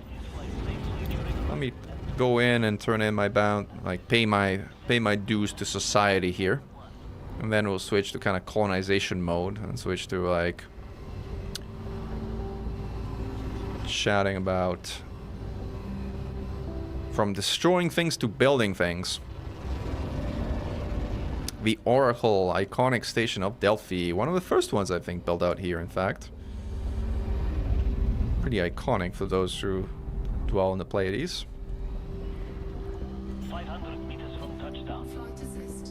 So people are kind of fussed about docking flight assist off. I find docking flight assist off, first of all, super chill and relaxing, and in many cases actually easier in docking flight assist on. I hate rotational correction. Like, I sincerely dislike it.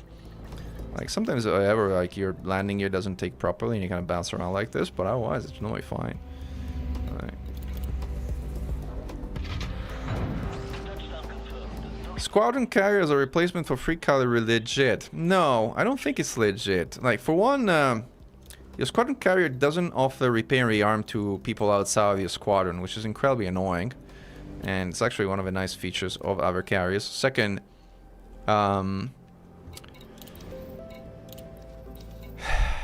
like, just your squadron carriers are kind of a lot more work. Can I pay my thing, or do I have to turn myself in and go to jail because my because I have notoriety? I can't even turn myself in, so I can't pay my fine, and I can't hand myself in because my notoriety is too high, which means it's like 2. So I have to wait 2 hours in game before I can actually do that, which means I'm not gonna do it here, which means I'm going back to my carrier and like to a heck with the whole system here. Are people making claims in the Pleiades yet? Absolutely. I mean, the Pleiades have been fully claimed, like, for a while now. Like, the entire area in the Pleiades is totally and fully claimed. I mean, look at this. Colonization mode. Look at this. All pink. Except for maybe the crappiest of systems. Like, this is probably a system that has, like, just a star or something, like. Or some, like, free planets or something like that. Actually, this is not that bad. Huh. This is not too bad of a system. I like it. This would be industry and high tech. This is what? Rocky? This is not too bad of a system. Anyway, if you want to colonize a system, I just found your system right here. But yeah, see the ocean of pink for colonized stuff out here.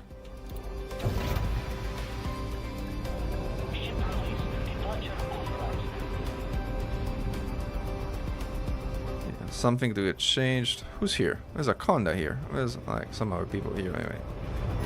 I gotta move out because I can't do anything here. Still have flight assist off.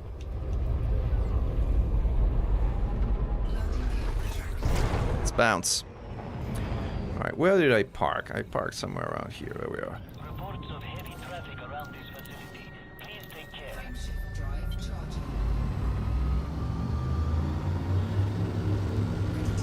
How do I fulfill Grom's task to reckon-limpet the hollow banners in the Trailblazer system when there doesn't seem to be any banners to hack in the system given there are no orbiting stations? That sounds like a bug. It sounds like you're not going to be completing that mission, my friend. Welcome to Powerplay 2.0.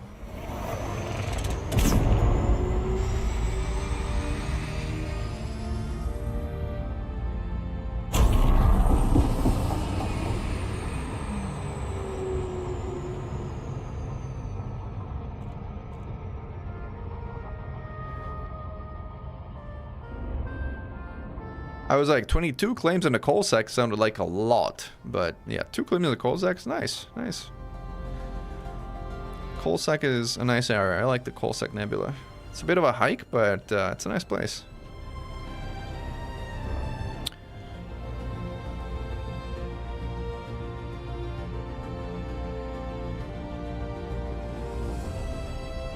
Yeah, not even jail wants me when I have notoriety, apparently. It's crazy, right? Can't even say, please, you know, jail me. No, you're too notorious. We're not jailing you.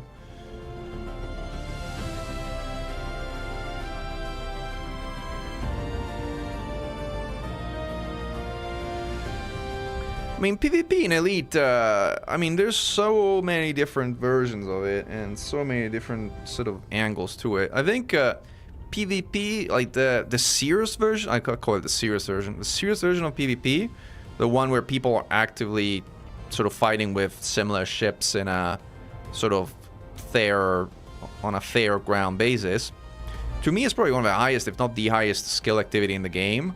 Like, it's really remarkable. Like, people who are sort of solid PvPers are amazing pilots. But yeah, the version of PvP that says, let me take a frag Python and go shoot Sidewinders, that isn't exactly remarkable. But honestly, serious PvPers, I mean, there's some overlap. Like, some serious PvPers also gank, but many do not. And in fact, many of the ones that don't kind of like find ganking Sidewinders pretty cringe. But there's a big continuum, honestly, like, of how people feel about activities in game, so... Right.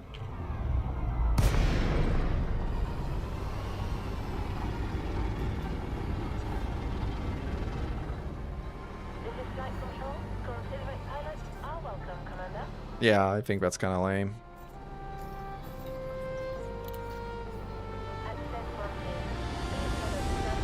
$9.4 million bounty hunting. That's actually a pretty good amount for bounty hunting.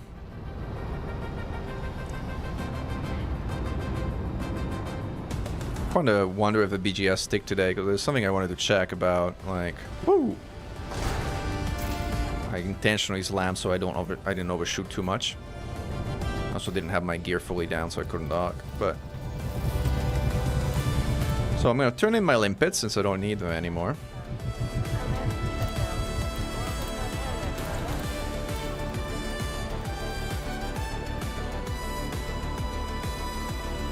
Yeah, the system is certainly not the most robust. And then I'm gonna see if I have any data. Like, it doesn't let me sell it. Or it does, but it doesn't do anything. I could turn in the bonds, but there's enough that I'm gonna save them for next time I'm in a station. So let's see what else we got. Buy silly toaster. And oh, glad you like it. Peace to Mankind. I mean, this is Peace to Mankind is what it's playing right now. It's like made for the interim period where humanity has actually fought off the second Fargrid invasion. And this is it.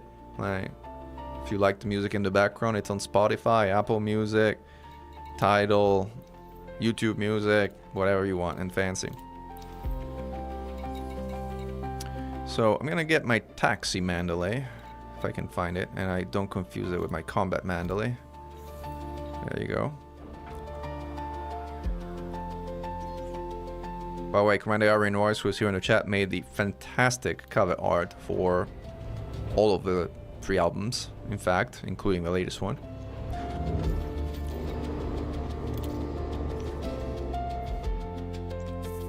So, we are in the process of doing a number of things from a colonization standpoint. We completed phase 4 of the Pleiades Zoo, which is this system, and we are about to launch into phase 5 of the Pleiades of this system, which will push the system up to more than 300 points total and 100 in each category, in addition to building an additional tier 3 station and an asteroid base. So it's a big build for like about 800,000 tons of stuff to be delivered, so pretty big effort that we're in the process of designing.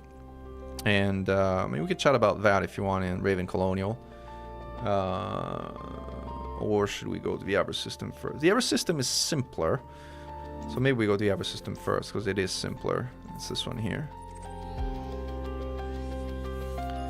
So here, I am playing with the BGS simulation right now. Before I start building additional things in there. Because I want to flip the control faction for both the primary port and the system, which is the same thing. Whoever controls the primary port controls the system. So I want to flip the order of like controllers up there, and so I'm gonna go and check on status of that system. You have 90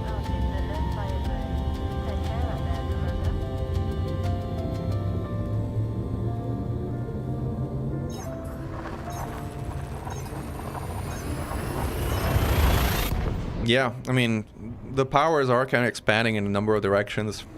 Li Yongrui is coming to the Pleiades. In fact, it should be pretty close, I want to say. Might have a hold on some of the Pleiades system already. Actually, check while I'm going around the star. Like, power mode.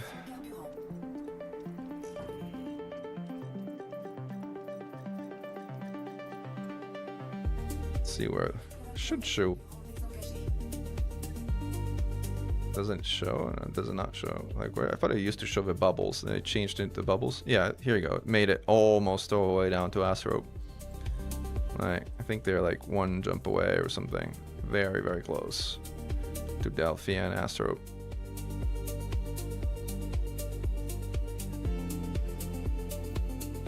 Yeah, they made it. Build a bridge to the Pleiades. Right.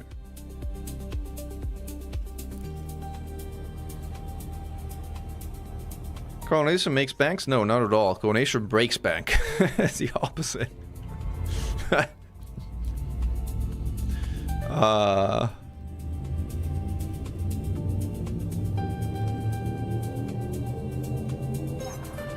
you're in North America, Mira J. Nice. I mean, if you're trying to get a fleet carrier, you should watch the video I posted earlier this week about how to make money in Elite Dangerous. Actually, let me fish that link for you, because that explains how to make bank. This is the video that explains how to make bank in Elite nowadays. A few ways, like some more profitable numbers. All right. Oh, cool. Yeah, Type 11 mining is a good thing on the list. Not the most exciting if you ask me, but it works. All right.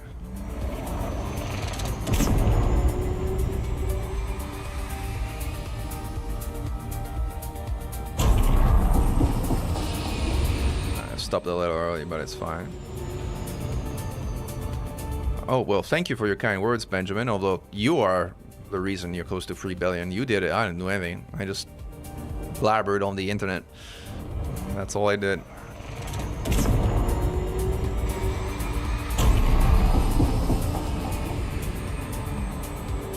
What's a new update and ship coming? Is it a when or is it a what? I mean, there are new ships. There hasn't been a lot of talk about new ships. I mean, there's speculation that it might be something federal, since they've done a lot on the Imperial side with a Corsair, and we've done sort of the independent cargo hauling large already. So, like, the feeling is that there might be a federal combat ship that might be in the pipeline, but it's like real pure speculation, not based on any facts whatsoever. When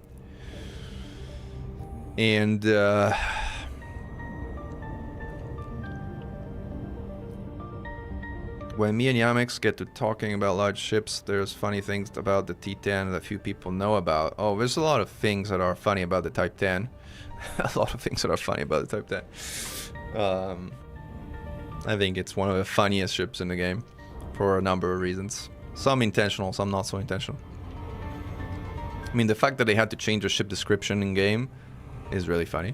Like, because they originally labeled it as an anti-Xeno ship, and it got so derided by the community. Like, it was so made fun of because it was so bad at AX that they actually dropped that designation from the definition of a ship because it was so ridiculous. I thought that was one of the funny things about the Type 10. Yeah, well, something seems to be going on with that system. I think that, again, the general speculation, which in this case is somewhat informed speculation because they said it themselves in game, is that it's going to be Exobiology 2.0, something related to, I think there's icons in the game about mushroom and fish and other plants and things like that. There's like speculation about larger sort of plant vegetation, root kind of systems and the like. So there's a number of things. This is a screenshot I took on Reddit, by the way, the other day, which I really liked, which is called "Put a Ring on It." Since I couldn't find a ringed Earth-like planet, I put my own ring on it, and this is the screenshot that came out of it. I thought it was pretty cool of a screenshot. Nice. Well, now it's not a ring anymore, but whatever. Let's dock.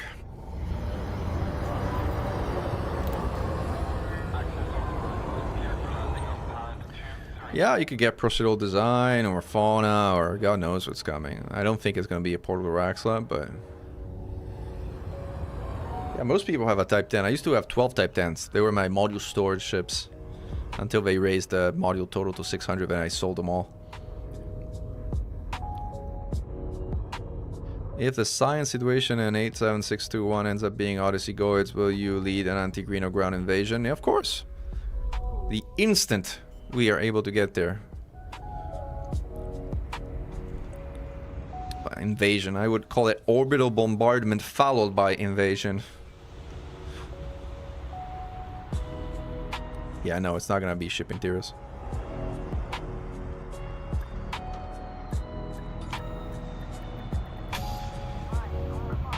Oh, that's interesting, JD Mew. Like, we used to have a Type 10 come to Titan space with bi-weave shields, and we used to fly there in a concordant sequence wing, and that thing was unbelievable. Like, and the problem with Hydra is that they do also some phasing damage, so you can't just rely on your shields. But that thing was a beast, tank-wise.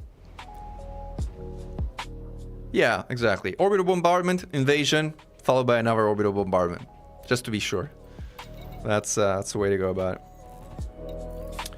So, and by the way, I need to decide if I want to put a livery on the station. I'm not sure, because honestly, I'm not really in love with these designs. I mean, this is clinical yellow. Like, well, I don't know what kind of station would be white and yellow. The nice ones are the copper gray and the silver blue. These are the shiny ones. I've used copper gray on the AXI because AXI like signature color is orange, and so having an orange gray station for the AXI kind of made sense. But other than that, I don't particularly like it. I actually like the green one on an Earth-like world. I think green on an Earth-like world kind of matches somewhat, but you know, at 12,000 arcs, I'm not sure I like it this much. To kind of like 12,000 arcs on like a flat green, tactical green space station. Yeah. Is Type 10 good for AX combat? No, it's terrible. Is a short answer. So what was gonna do here? So by the way, while it's in construction, the station has black market contact, which it should not have based on the rules, which is interesting. But whatever, something I noticed. I don't think the BGS has ticked yet because we're still at 24. Yeah, it hasn't ticked yet. Should tick any moment now if it's like anything like it used to be. Let me just check. BGS tick.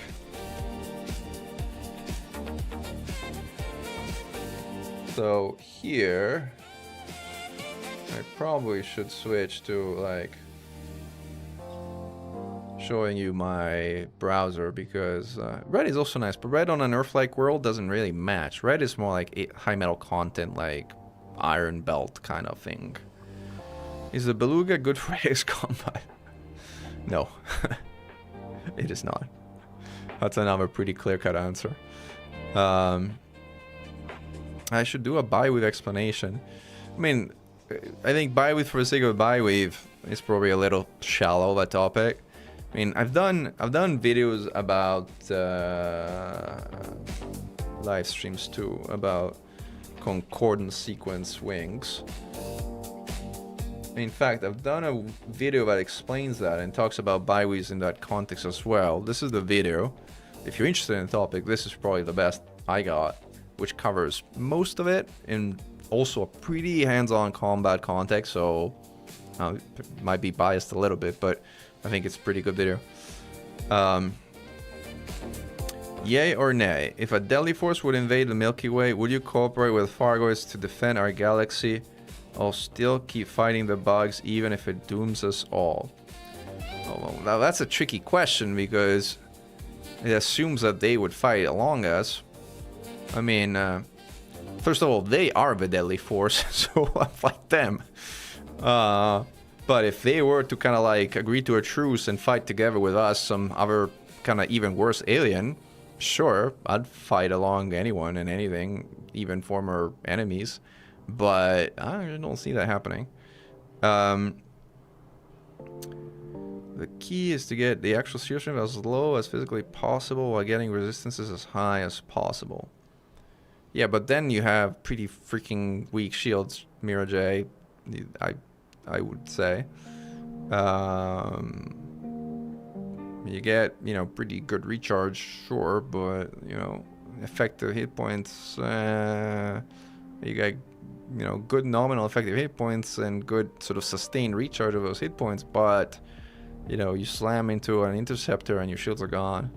So I'm not sure that's something I would personally use that much, but especially since concordant wings exist. Yeah, exactly. That's right, Aaron. Thargoid wing fight coming, I heard. He has the strength of a high cap prismatic. Oh, that's pretty good then. All right. Well, thanks for the follow, Keisha. Let's see what else we got here. So sorry, I said I was going to show you my browser. Let me show I'm showing you the right browser. Is this the right browser?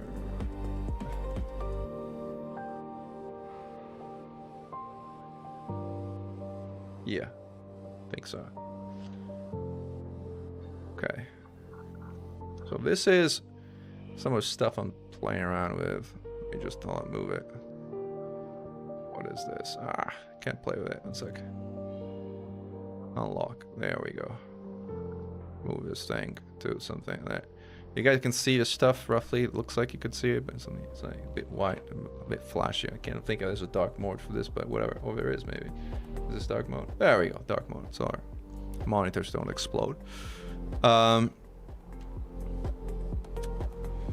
So yeah. So these are like the ticks. Like the last tick was Saturday at 1907 game time. What is the game time right now?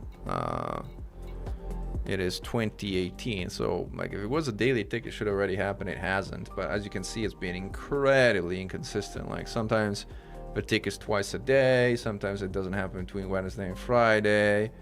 Like sometimes it's more or less regular at the same time, a day after another. I have no idea what's going on with BGS ticks, and like it is incredibly confusing.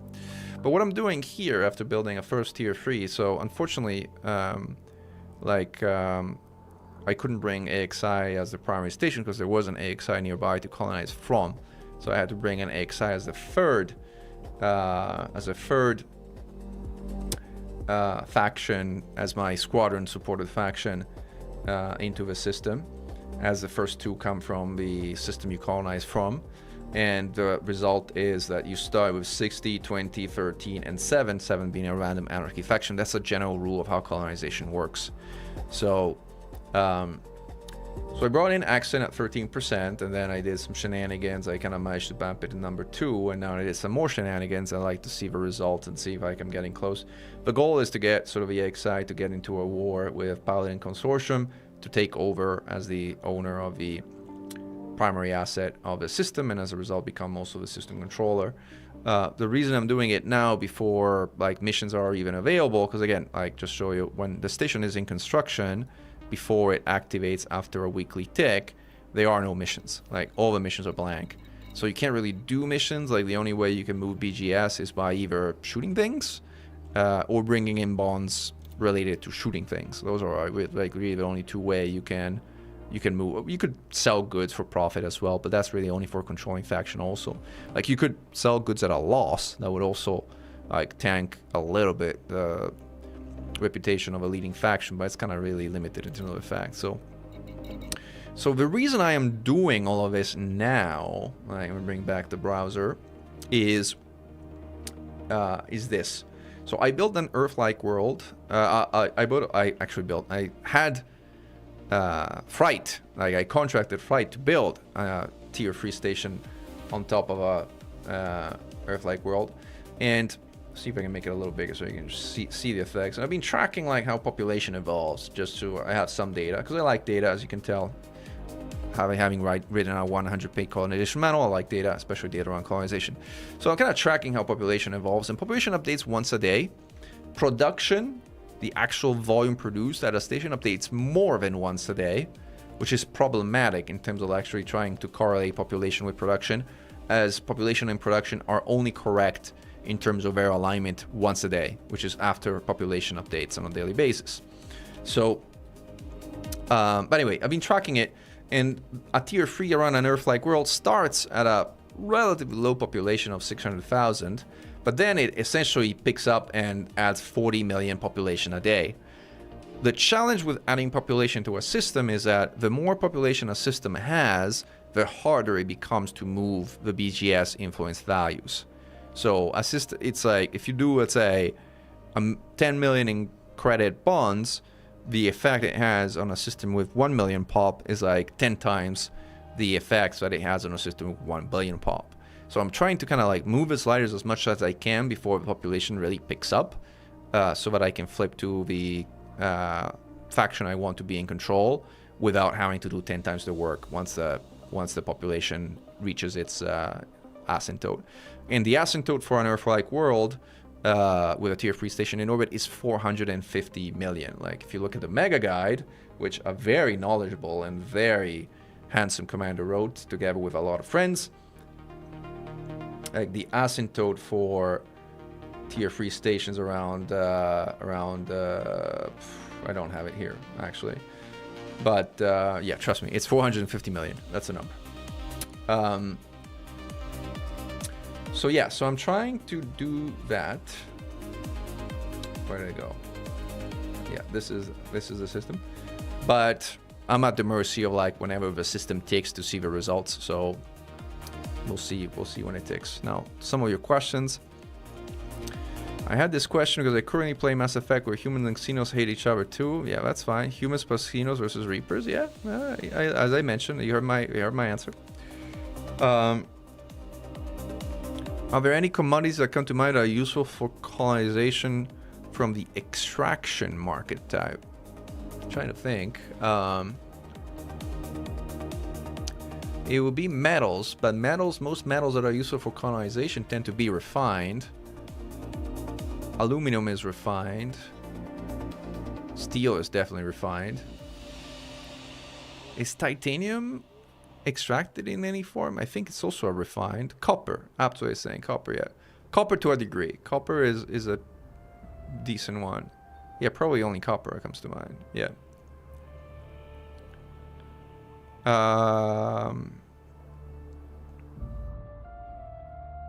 What other further technology do you think we could use for our ships like we did for SCO?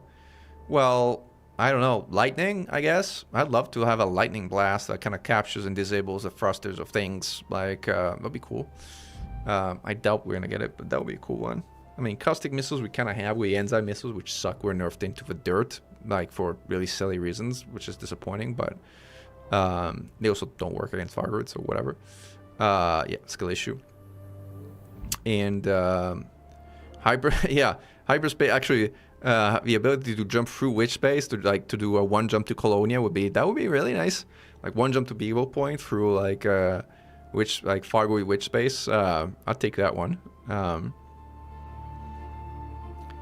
Tractor beam. I mean, the closest we have here is drag munitions, which doesn't exactly work the same, but it used to work the same. Then again, people complained and it got nerfed into the dirt. But whatever. Yeah, Aaron, I do know what Coralie has in that position, which is kind of again the same of like Waterworld. In fact, I actually have some data here. Like if you look at a Coralie or asteroid base, which is the same, they're both tier 2 stations with the same population impact. It ranges between 40 million and 46 million. That's roughly the ballpark number. And it should be the same on Earth-like World, because again, from the data I have, like Waterworld and Earth-like World have roughly the same multiplier for population. I mean, I need some more data, but I'm reasonably confident in that statement. So yeah, so a tier 3 is effectively 10 times a tier 2 as far as population is concerned. I mean, you can check it also at the outpost level, like for example, an outpost on a star, which is the default, what I call the default or reference, is 150k, tier 1. And the tier 1 around a water world is 9 million, which is what? It's like 10, 20 will be 3 million, 60x. Oh wait, I should update it. I have 66x, but it's actually 60x. Done. One additional thing solved.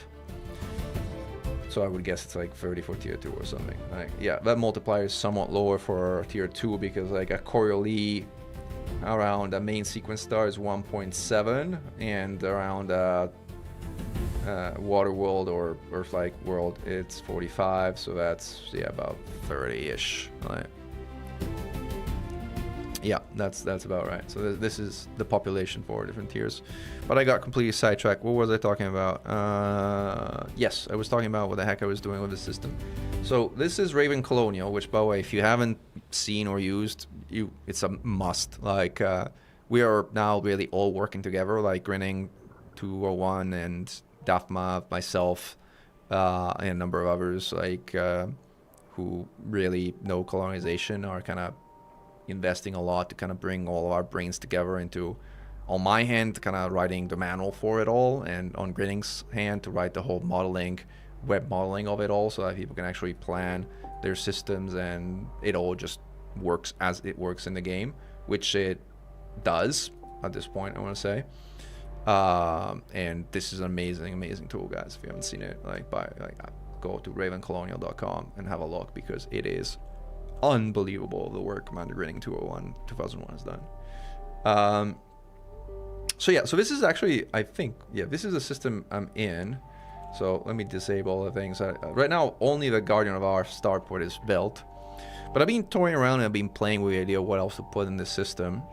And some people start with the idea of like, I want to build a mega refinery, or I want to build like a cluster of water worlds, or I want to build, like, they have an idea in mind of like, hey, saying there's something I want to do and I'm gonna go and look for the quote perfect system to kind of do it. I have not had the time to be able to do it that way and go look for systems all around. So my approach is slightly different. My approach is more like, hey, let me have a look around, let me see if I can find an interesting system, which I find interesting for whatever reasons, but it just appeals to me. And let me see what I can do with it, and then that kind of triggers the question, what can I do with it? And this was a system that had like Earth-like world with the primary port right around it, which is actually comparatively rare, which was a perfect spot to just plop a tier 3 station right in orbit of it, which is remarkable. Having like a tier 3 in orbit of an Earth-like station is kind of a bit of a statement. So I said, okay, let's do it. But the rest of the system also has a few things which I thought were interesting. In particular, there's a rocky body which had 4 slots, and rocky bodies with a decent being 3 or more number of slots generally make good candidates for refineries, because rocky give refinery as an economy. The problem with this one is it also has organics. It also has biosignals, organics. And with organics come 2 additional economies, that is agriculture and terraforming, which are not that compatible with refinery economies. Like agriculture somewhat, but still not quite all of that ideal. We are doing quite a bit of work right now actually on the compatibility of economies. So in fact, we're actually building a table here that shows like what is compatible with what in the different economies, and if you want the detail, it's on the appendix and blah blah blah. So, but all in all, I think the main takeaway is that while not super ideal, agriculture and to a degree terraforming can coexist with refinery, and it's sort of okay. So I was like, all right, let's go for a refinery. And if we do that, then how would we do that? And when you build refineries, by the way, if you're gonna build refineries, the catch is some refinery materials, notably CMM composites, are only built on planetary sites. And some refinery materials, notably insulating membranes, are only produced at space ports.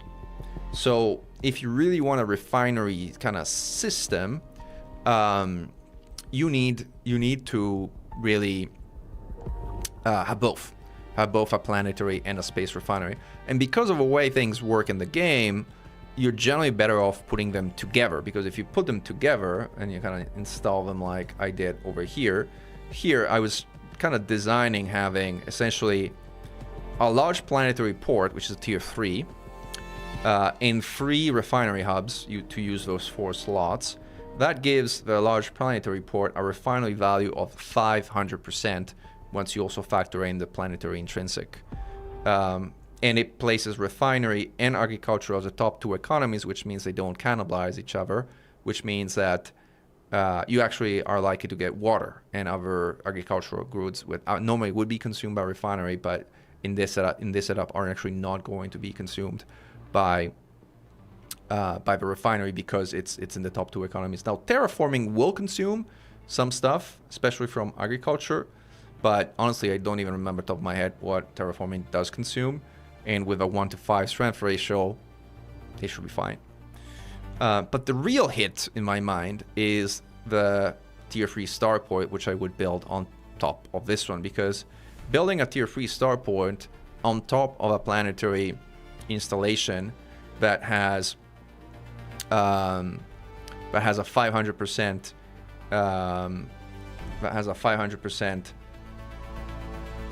rating bumps it up to a whopping 660% value. And this comes from the 500% of the underlying. Actually, I'm trying to think about how the math exactly works. But this is something that is like boosted again by the local planet and passed on by a local planet with an additional, I thought 120%. I'm trying to think about why it's 640 and not 620.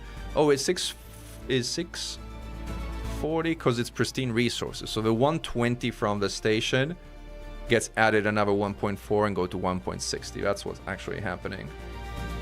Let's see if there's a way that it counts of like how this calculates. Oh, this is like an estimate commodity, but I don't think this is. Yeah, this isn't. This is definitely not correct. But anyway, all that. Where was the calculation details? I think it was only for a planet. It doesn't show how the calculations come together, but yeah, that's what's actually happening. Like the 500% gets passed along with the addition of 120 from the tier 3 station, to which 0.4 is added because the system is pristine resources. So that's like Mirror J, I don't think it decays at all. I've never seen a system decay from pristine to anything else, so like I don't know if anybody in the chat has, but I haven't.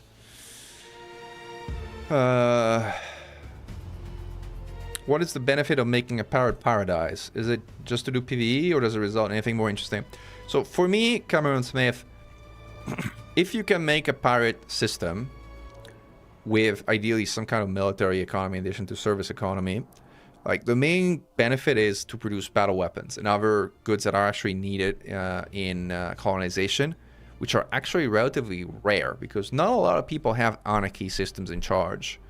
Furthermore, in military or pirate systems that produce battle weapons.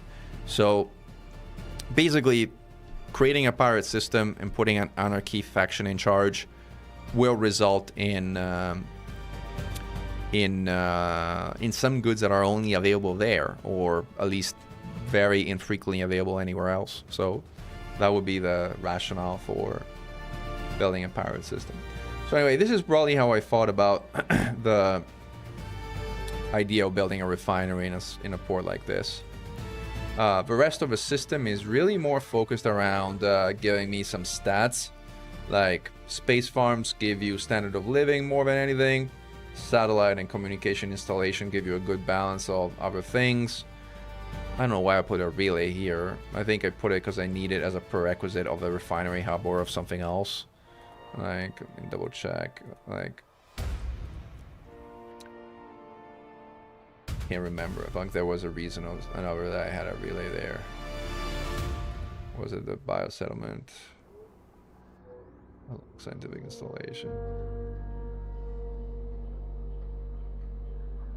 This requires a satellite, not a relay, but whatever. No, it's not a dull question at all. I was asking, I was mentioning earlier, and I was like raving about it, which is funny. It's called Raving Colonial, and I rave about it. But this is the link, and it's absolutely amazing. So if you haven't tried it, because it's like an incredible piece of work. And yeah, again, you can flip between constructed and in construction and for the lives and different things.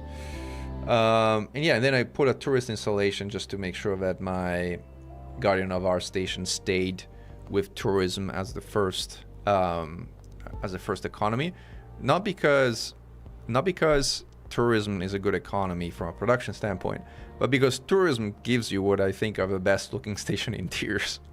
So if you look, the station interiors are dictated by the type of economy that the primary economy that your station has, and these are the different type of station interiors. So this is agriculture, which is like very agricultural. This is extraction or industrial, which is very nitty gritty. This is high tech or service, which looks pretty chill and neat. This is not available. So this is a refinery port, which is the ugliest, if you ask me, kind of super plain. This is military for colonized port, which is actually different from pre-Trailblazers port, where this is tourism or service. So military ports look all fancy in Trailblazers ports, which is actually pretty nice. This is the interior of the Xeno Strike Force station HQ. I might actually show you. I can actually go there next. And this is the instead the tourism interior, which it was available for specific ports only, and it's not economy based in pre-Trailblazers port, which I think is the fanciest and the prettiest, the most sophisticated interior of all. So I'm going for this interior, and I would like to keep this interior, and as a result I am placing a tourist installation here, so that even though there's weak links coming in from farms and from industrial stuff and from pretty much like relay installation, because of a strong link with the tourist installation, as you can see here, the economy ratio remains so that tourism is in #1 spot, and that will retain the kind of interior which I wanted for this station. The rest is really stuff that is built for sort of utility purposes. Again, satellite and communication installations give pretty decent system statistics, which are by the way balanced with each other. Like satellites give 1 wealth, 2 standard of living, and 1 development level, and communication installations give 1 security and 3 tech level. So between the two of them, they give all 5 statistics, which is actually quite nice for a balanced system build. And then each of them give you 1 construction point of tier 2, which you can use to build large surface settlements. Why large surface settlements? Because large surface settlements are the only type of facility in the game that converts 1 tier 1 point into 2 tier 3 points. Sorry, 1 tier 2 point into 2 tier 3 points. And as a result, they're incredibly valuable if you plan to build a number of tier 3 stations or tier 3 ports, because you're going to need a lot of tier 3 points. No, in fact, Danger Mouse, if you have an anarchy system is very valuable, because there's a number of commodities which can only be produced at anarchy systems because they're illegal pretty much anywhere else, and you need battle weapons to build military settlements, for example. So having an anarchy system which produces battle weapons somewhere in a general area is very handy, because otherwise your carriers have to go all the way back to like a Trailblazer megaship or to an anarchy system in a bubble, and of course that takes a lot longer. So yeah, no, like keep your system anarchy, because it's a viable thing. It's a viable thing. And then again, you play with things. Like one thing, actually ask the stream's opinion about it, because I'm being on the fence. Like sometimes you find things that don't particularly have a value from a colonization standpoint, but just kind of look nice and interesting. Let me show you what I have in mind. I mean, if you steal the system from me, fine, whatever. I don't particularly care otherwise. Again, I would do this secretly and I wouldn't be showing you. So this, where's colonization mode? Yeah. So there was a system nearby. Was it here? Let me see. No, it was one of those two. I think it was the one next door. Hold on.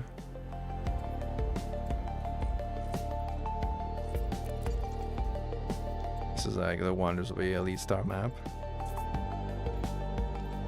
Hold on. I'm actually going to look up the name so I don't just click on random systems. And I'm going to tell you that just go straight to the right one.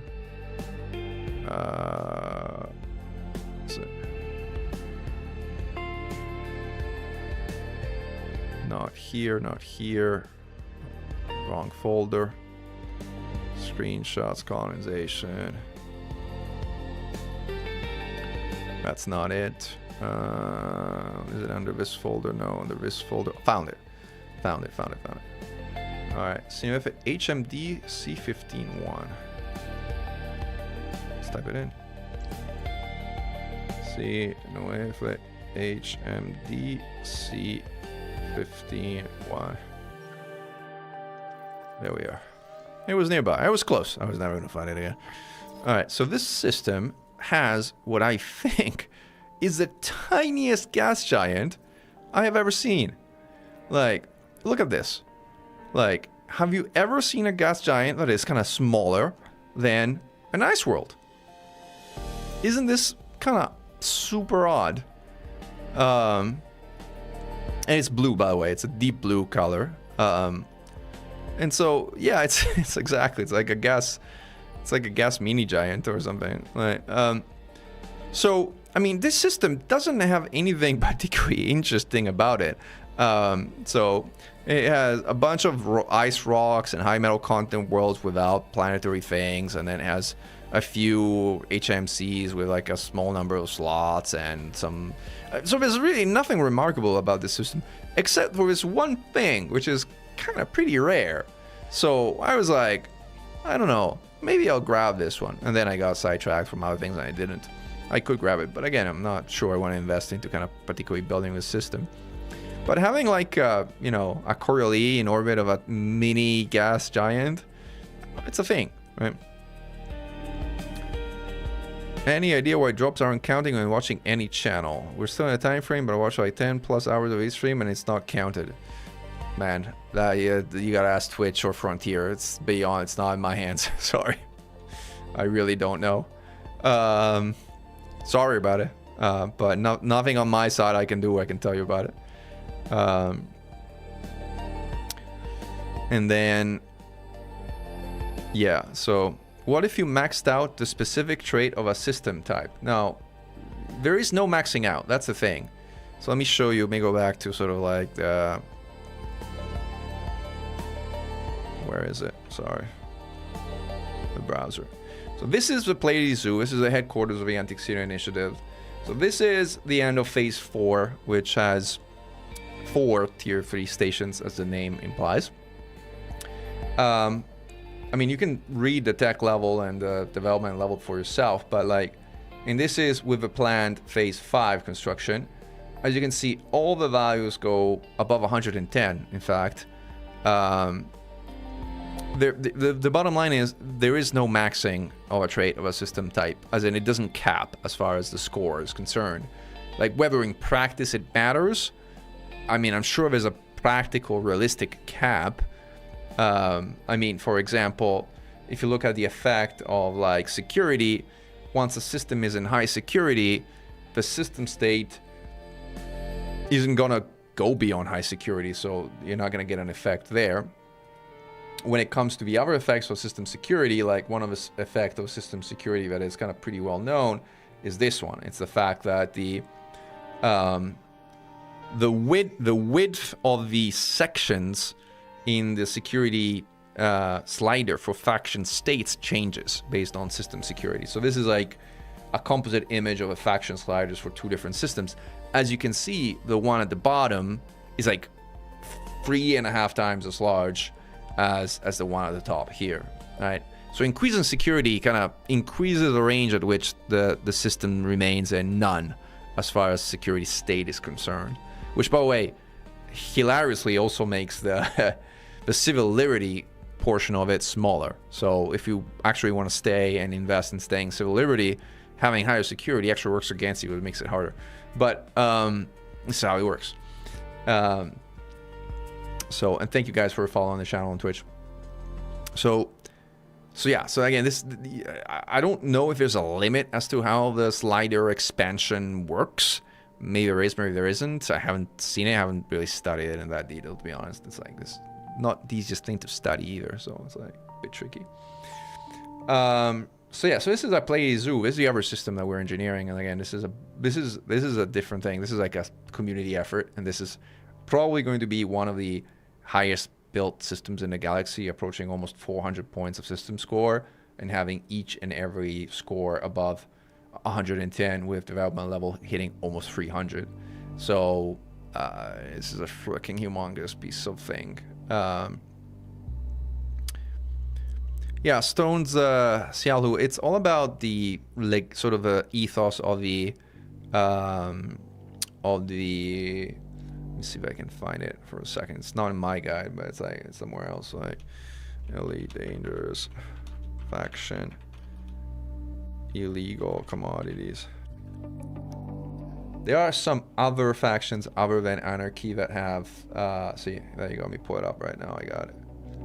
So this is the sort of like legality of battle weapons and the other. So like for example, battle weapons are available in communism, confederacy, and dictatorship, in addition to anarchy. Now, these aren't all that common. Not a lot of communists in the Elite Dangerous community, but if you have a communist faction, a confederate faction, or a dictatorship, you would be able to make battle weapons, even if it's not an anarchy. What you would not be able to make, however, is combat stabilizers. For combat stabilizers, for example, you need either a dictatorship or anarchy, and these are also construction commodity for trailblazers. Landmines doesn't really matter. Leaker doesn't really matter. It's widely available. Narcotics doesn't matter for construction.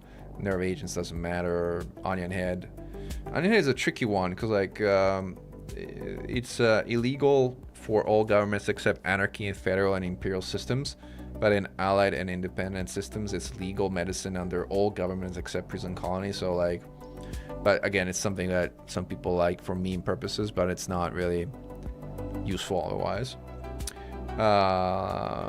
And the rest is pretty standard. But the two that matter are battle weapons, which to your point is more broadly available than just anarchy, and combat stabilizers, and these are uniquely available in anarchy or dictatorship type of governments, which again in my experience aren't supremely common. Yeah, so that's the dictatorship. That's the answer. That's your answer, right? Because it's a dictatorship, it will have access to combat to battle weapons, but not combat stabilizers. Should not have combat stabilizers. So yeah, so back to the zoo. So in the zoo in phase 4, like the main goal of phase 4 was to build this station, which by the way, if you're watching on Reddit and you're paying attention, you should have already seen and you should know the name of, because I did a funny post on Reddit about the station, which is Ocellus Starport in orbit of a water world. I did this to boost the population of the system. I wanted to get the population of the headquarters of the Axion system to about 1 billion, which it probably will get to once we are done with this update. As you can see, it has started increasing, and again, this will keep increasing until it adds about 450 million, which is a tier 3 population in front of our overworld. So it will jump from 390 million at 450 gets you to 840, and then we'll see what else we can build around here to kind of see if we can round it out to 1 billion. So that's the plan. With a number of ground ports and the like, we should be able to get there, even though the last tier 3 port. So this is a toss-up, and this is something that I haven't really been able to settle on, because like the question really is, where do we put the final tier 3 station in the system, and for what purpose? Right now, I have it as an industrial port.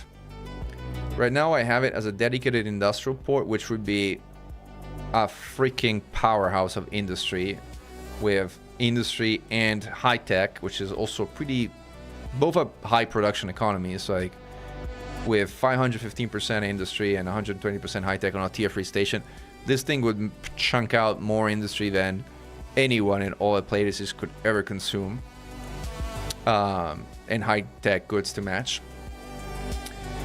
But I don't like the idea of building tier 3 stations around icy planets because they get the lowest population multiplier ever. A tier 3 station around an icy planet only grows to up to 45 million people, which is not a lot. So I'm kind of toying with the idea, like, what else could we do? Like, one option is to instead build a tier 3 port on maybe one of the rocky or high metal content planets down here, but that would give you mostly an extraction economy, and extraction economies are kind of useless. Except, you know, well, no, they're just useless, period. Except nothing. I guess unless you sort of kind of want to role play the idea of building our biggest gold mine in the galaxy, then extraction is the way to go. But unless you're trying to do that, then no. Is there actually a difference in stat between Ocellus and Orbis? I have not studied that in detail, but to the extent that I had a chance to look at the data, I have never picked up on any difference between the two, no. It's just purely a cosmetic thing, as far as I've seen. But again, don't hold me and quote me as super factual on that, because I don't have reliable data on that, unlike many other things I've been talking about where I kind of know what I'm talking about. If you want to stack mining missions, you can make it with extraction, wing mining, maybe, but there's already a million options, and you have to be really a mining aficionado to kind of like. And even then, you know, we have we already plan to have an asteroid port, which by the way is ending up. We're gonna have an asteroid starport that ends up military high tech in this system. We have so many weak links here that like. Oh, this is funny. Why does it have so high military, by the way? Like, I could pin this one and show I like military. This is interesting. Where is it getting stronger? Oh, I see what's happening, because the asteroid belt, one, it counts as if it's in the same local body as a star. That's what's happening, and that's why it's picking up all the strong links from the other things that are in orbit of a star. I see. Is that actually true? Something to test. I'm not actually personally sure if that is the thing, but it might be right. Thank you for following, Nagash, and welcome everybody to the stream. For those who have tuned in recently, we are talking colonization and a couple of systems that I've been designing. And let's see if the BGS ticked by the way. I don't think it might not have. It did. Oh, okay. So the tick. So let's go back to. Or are we there already? Where are we? I think we are already here. So I'm just gonna log out and log back in, because it's the easiest way to kind of like, instead of like undocking and undocking, to update the BGS. So we are going to be the one that feeds the actual data to Inara and EDDN, because first we need to start the Elite Dangerous Market Connector, which I had disabled because I don't know why I had to disable. EDSM in my case. EDMC, sorry, ED Market Connector. So I started my ED Market Connector. There's a new version. Load update, install updates. Alright, this will take a moment. I accept the agreement to give you my firstborn child and no right of appeal. And alright. So we have Elite Market Connector, waiting for location. Might have to log in. Waiting for full commander login. Authentication successful. Guardian Arf. Alright, let's open up. Actually, I don't even know if this is needed, but I don't have a lot of experience with the D market connector. So let's see. Let's go to Inara here and see how the updates feeds the changes into all of this. So mission board. So it has ticked, but it doesn't look like it has changed like the values at all. So I'm not sure about the tick. It might not have flown through propagated yet. I guess sometimes it takes some time. Outfitting shipyards. I'm gonna open all the stuff so it loads. All right, I'm gonna hit. Oh, it's in cooldown. I'm gonna give it a moment. How much spare tritium do you usually keep on board when doing colonization in spaces at a premium? That's a good question. I mean, it really depends. Like, honestly, RN right now.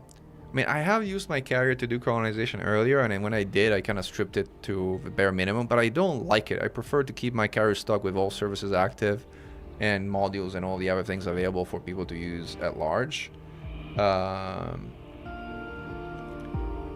So it's not really a good colonization for a carrier for colonization purposes. Right now, honestly, what I do is I do what I did in the first half of this stream, which is I go and blast a bunch of Fargoids. I make a disproportionate amount of money, and then I pay SEC and Fry to go and load stuff for me. That's how I do colonization. So to each their own, I guess.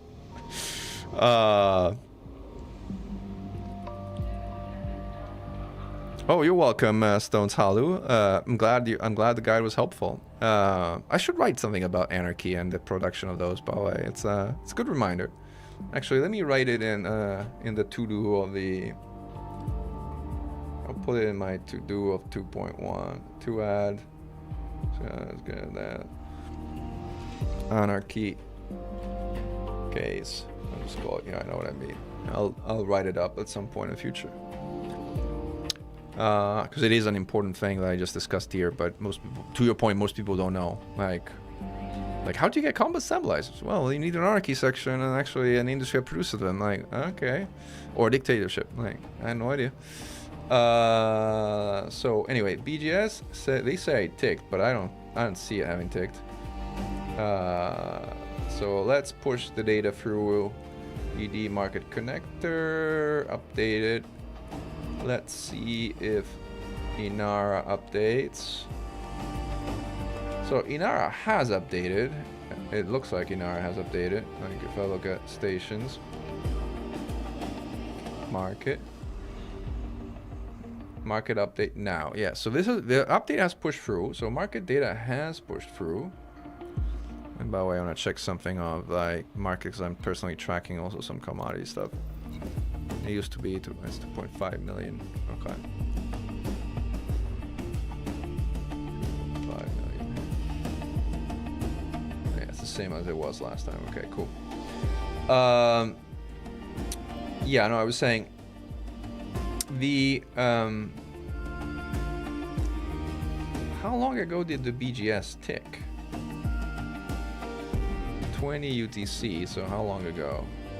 4 p.m. 4:05. So almost an hour ago. So it should have propagated. So now this is a question for somebody who knows BGS better than me. Like, why has the tick ticked an hour ago and still yet it has not shown in the system? Because if you look at the system statistics, they have not changed an iota, which I can guarantee you is not possible. Like, where was I? Inara. Where's Inara? Did I get away from Inara? Did I close Inara? Oh, this one. So this chart here with a relative... but the data is correct because it hasn't updated in the game either, but it should have updated if the tick has ticked. So, something going on with BGS. But again, my goal is to get these two within 5%, which would trigger a war, and it would allow me to have the XI fight for control of the primary port and of the system as a result. And then once the XI is in control, it's kind of pretty easy to maintain there. And then go and build up the system with the XI in control is more straightforward. Now the problem with factions and control of stations is, well, it's a few things. For one, there's no way to influence which faction gets a new facility. And it's totally random. I mean, the only thing you can do is you can retreat factions you don't want in the system. And by the way, you can retreat all the way down to 2 factions, which is not possible in our systems, by the way. And if you do that, then each faction has roughly a 50-50% chance of getting a station, and then you can trigger wars between the 2 factions whenever you want and kind of flip over the factions that you want to your station in a relatively straightforward way. But if you have 4, you have only 1 in 4 chances for a new facility to be of a faction you want. And triggering wars between like faction number 4 and faction number 1 is an absolute pain in the neck, and it's like really difficult. So if you really want to have your faction control all your stations in the system, you kind of really should go for the effort of retreating the other 2 factions that you don't want there, which is painful, but that's what you got to do. If you want it to work that way. This is, by the way, reminds me, that's another thing that like I should add to maybe 2.2, which by the way I should really do this in 2.3 because it's like starting to get way too much stuff for 2.2 UKs. And faction number / control, right? It's another thing to add to a guide at some point.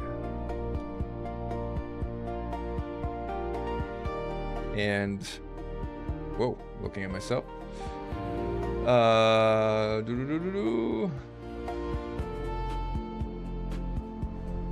Yeah, this doesn't make sense. Like this says it ticked, but it didn't.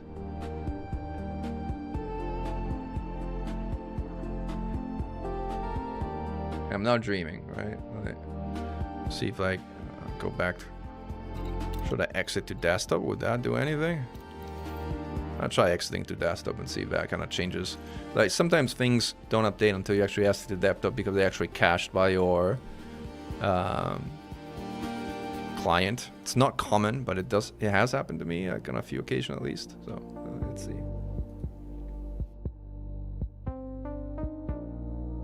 Go back to the sort of ports that we designed. So yeah, so this is like the thing that I was wrestling with, because like honestly, like if you look at tier 3 ports, like tier 3 ports on a per slot basis have by far the best statistics in the game.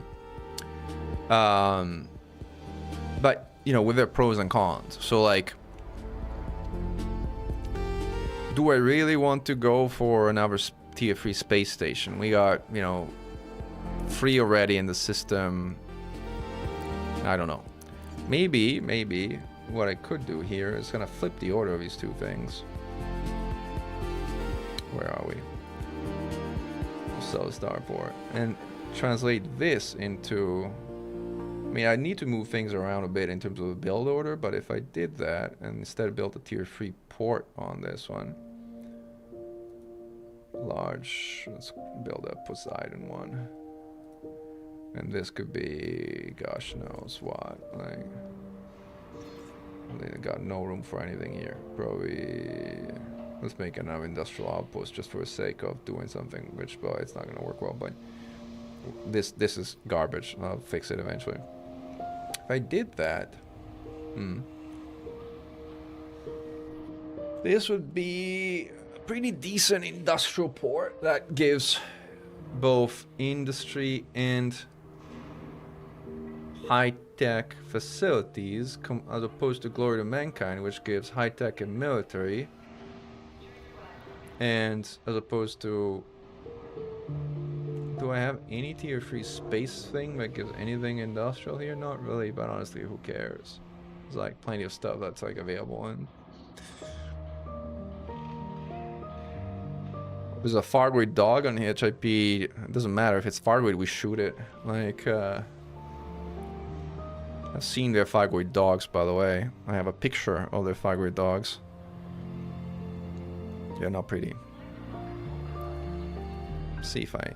Where is it? Like, Fargoid dogs.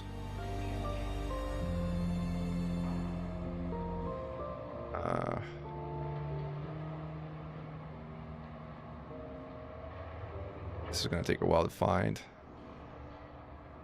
It's a while back.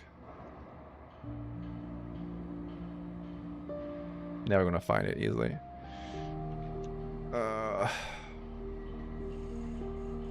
Anybody else thinks the search in Windows is terribly bad? Right.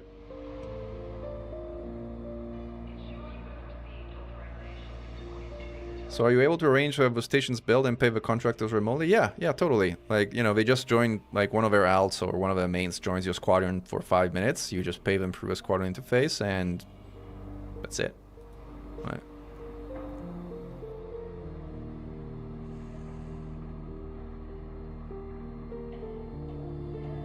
Yeah, so I have a sort of video of me dealing with a thyroid dog.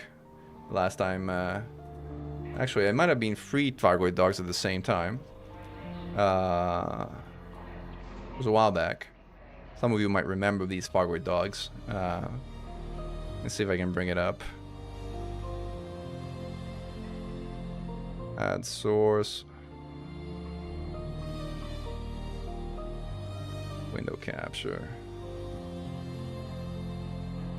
This one.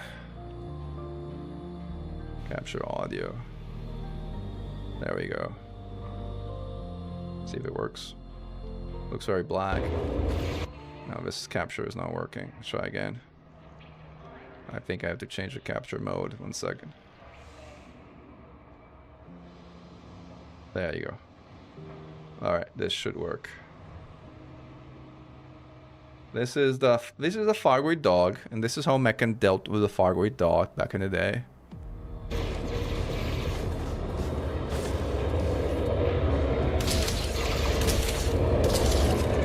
Any of you guys on stream actually follow the Banshee? Shooting my quick, by the way. It's rude thyroid dog.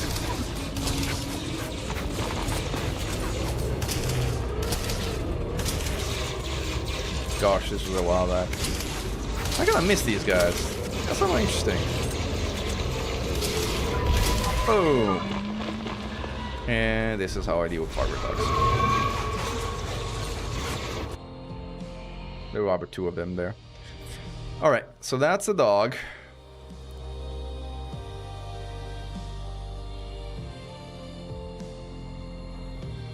A shard cannon Sidewinder that could kill them in about 2 rounds. Like, how do you have a shard cannon Sidewinder with small shards that kills Banshees? Like, did you get underneath them and shot Banshees from underneath them with a shard cannon? The Miser, if you have a video of that, I'd love to see it because it sounds really funny. I like the idea of a lot.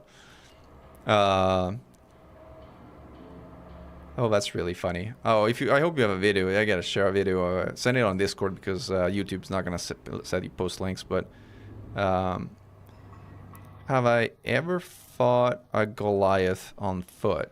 What's a Goliath? Goliath?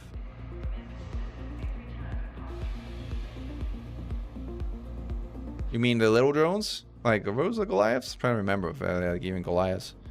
No, those are Revenants. What are Goliaths? Oh, the huge skimmers, like the old ones. Yeah. They're cake. They're not hard. They're not hard at all. Like, I haven't fought them often because there's not a lot of scenarios where you fight Goliath. But yeah. Anyway, where were we? Yeah, back to building. Now, by the way, now that I've relogged, I want to see like see if they actually update it, and then if it update it, we'll go to that. If not, did it update? Mission board? Nope, still has not updated. This is a true mystery. Why the BGS reports to have ticked, but the faction states for the system have not updated, despite it having ticked an hour ago. I think Banshees need a bit more of a G5 Intimidator Slug or 2. But yeah. And so do Goliaths, but surely those are good weapons for them, no question. Ah, you disabled my shields. That's disappointing. Feel kind of naked without shields. So anyway, back to where were we? So yeah, so this system, since like that one is not ticking. Yeah, I might actually go for a ground version here. Now that I'm thinking about it through, like, if I do that, I need to fix the 2 industrial outposts, which make no sense, and then I need to fix the build order, which no longer does make sense. Like, what would I build in orbit of a commercial outpost? Sorry, in orbit of a large planetary port on an industrial planet. Oh man, what would I build there? And do I want to make it military industrial, or do I want to keep it industrial high tech? Do I keep it industrial high tech? We already got plenty military.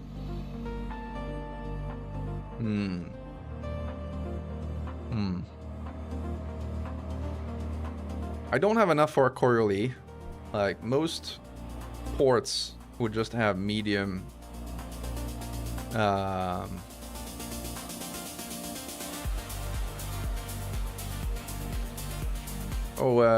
just in CQC, by the way, the Miser, one of the 3 Guardian fighters, not the Lice, not the Lance, not the... It's either the Javelin or the Trident. I always mix them up. One has the shards and the other one has the plasma repeater. I think the Trident has shards and the Javelin has plasma repeater, but I might have mixed them up.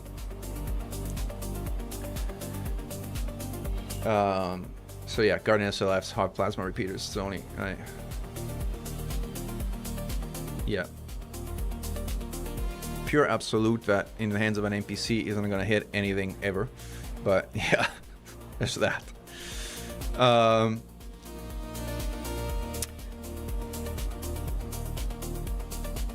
Charge repeater, not a plasma repeater. I thought it was called a plasma repeater, actually. I may be wrong.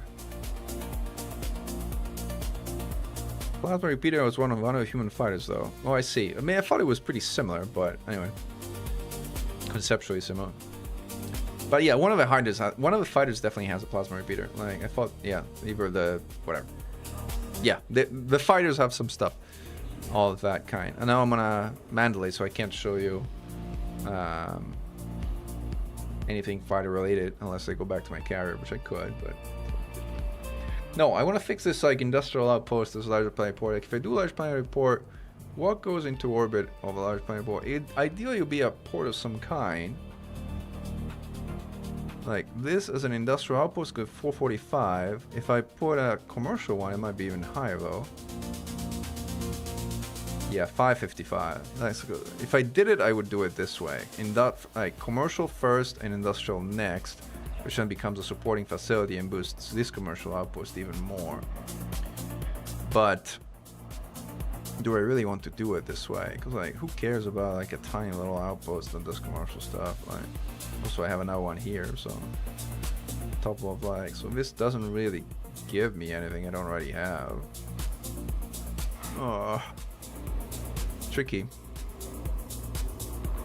Because the other option is to make another port, another tier 3 port, like in one of these. Like if I did it here, I could upgrade this one to a tier 3.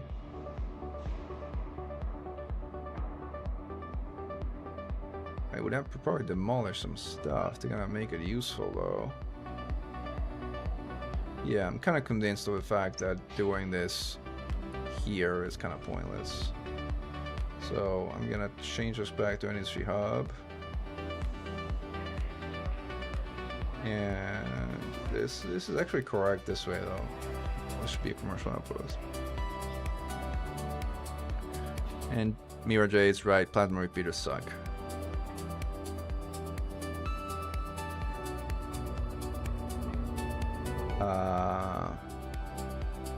Let me see.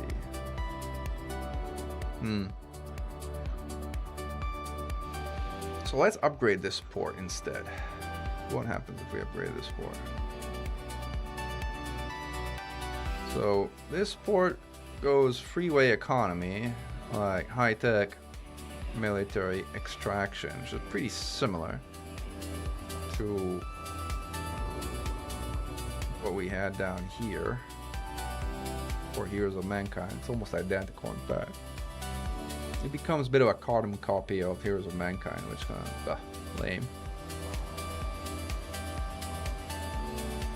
So let's keep this as a civilian port for now. So I wonder if instead of a civilian we made this.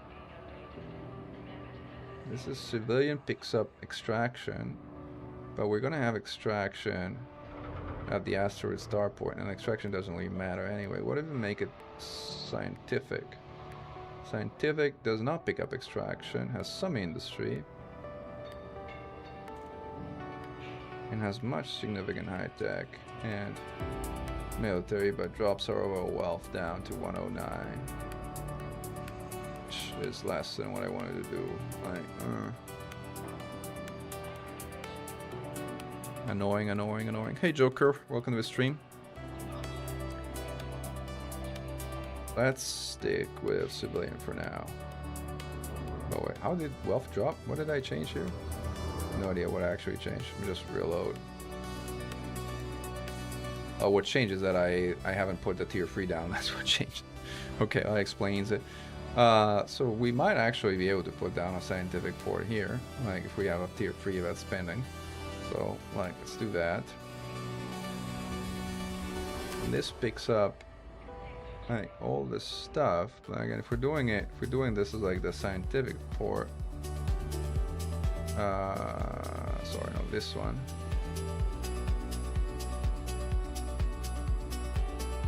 Could be a scientific outpost as well. Let's see what happens.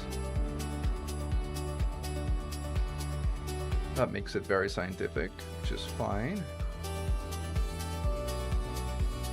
Let's see what happens with the outpost when we play with them.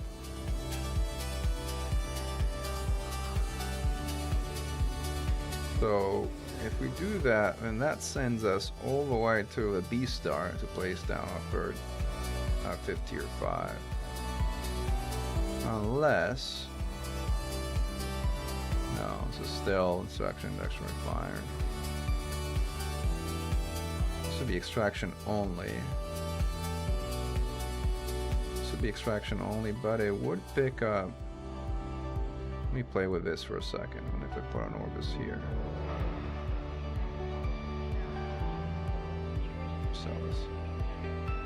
This would be primary extraction. Primary overall? Yeah, primary overall. Be the only one that's extraction overall. Which at least adds some variety, I guess. It's not as useful as an industrial one, but it would have better population, not slightly, than an icy one. But all in all, not exactly a remarkable one. The other option is we relocate Phoenix Ascension again, or we put one in orbit of this one. This one would have a pretty wonky economy, I think, if we put it here. Because it would pick up high-tech industrial and then have extraction from the rings, which is not good.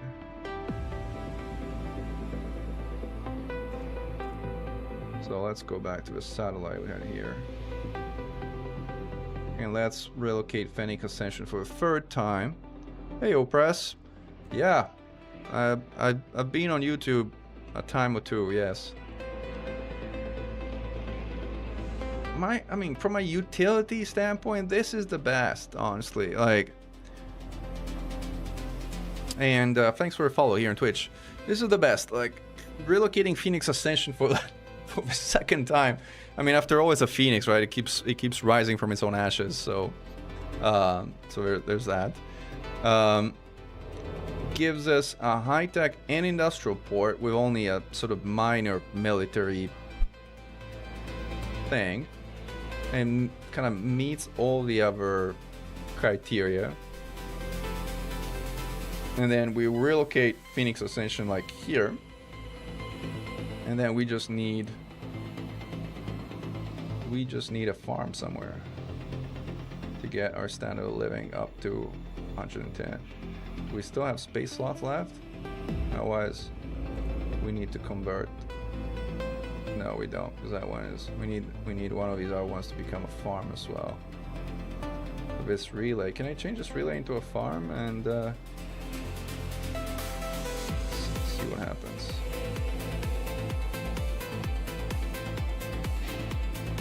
Missing a mining outpost installation for Uniform Victor Industrial Hub. I need a mining installation for industrial hubs. That's annoying. Do I have industrial hubs somewhere? Where do I have industrial hubs? Oh, this one shouldn't be an industrial hub, should be a settlement. Mistake. Alright, fixed. 12, 112, security at 10. Alright, this is it. This is it. I think this is it. I think this is the plan. This is the project system you're working on. This is one of the two. This is the Antique Xeno Initial Headquarters, which is our community system. And then I'm also working on my personal system, which is obviously a lot more tiny. But this is the community one. And I think this is the plan. I think we do it this way. And this, yeah, I think we do it this way. Like industrial, was it really the best thing I can do here? Or should I build a relay instead of another industrial outpost? Let's play with a relay instead.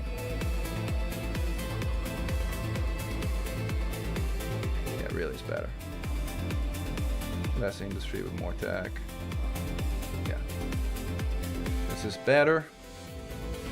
And avoids a mess of 2 ports, one nested under the other. But 435, 155. That's the commercial.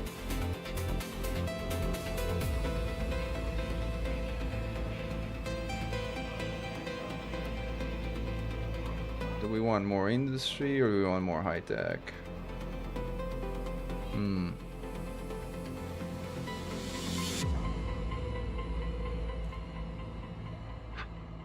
Questions. Let's go with slightly more tech. I'll relay here, and this gives more of a balance. Although the relative weight of military is higher.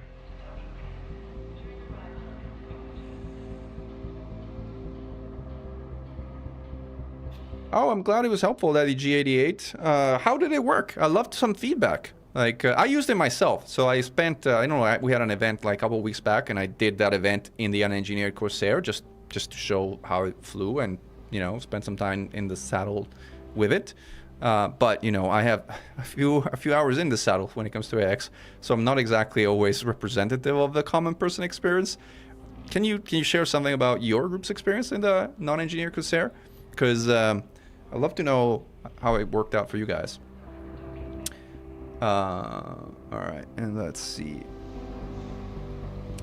In the meanwhile, I'm gonna finish playing with this. I wanted a ground port at an industrial location, which is tricky. We got a bunch of tier 2 ports where ideally I could fit it in. Could I fit it down here? Dash to 7 large. Alright, I'm gonna try and replace this with a civilian outpost and see what happens. Because that gives me a large pad around the A star for something that has ground industrial goods, which otherwise I wouldn't have. Yeah, this is good. And because I replaced this industrial settlement, I have 2 more tier 1 points, which I can probably use to upgrade some of my crap facilities into good facilities. Tier 2 facilities are much better than tier 1 facilities from a system stat standpoint, especially like there's something that should generate some wealth. I'm trying to remember if a government installation creates wealth or what does it. Let me see. No, government does not. The pirate does, but the pirate tanks security, so I don't want to do that. There should be one that does wealth, and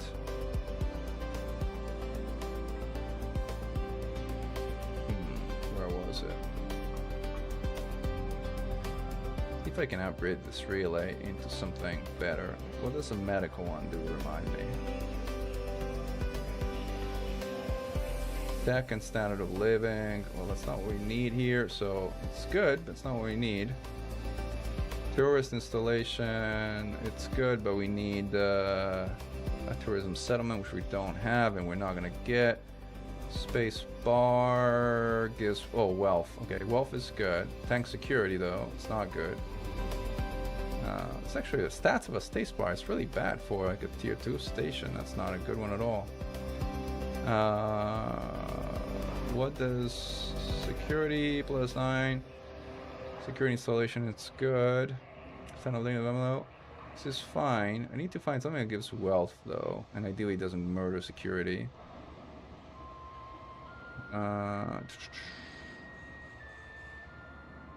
Scientific, I'm gonna leave it at that. See what we got here.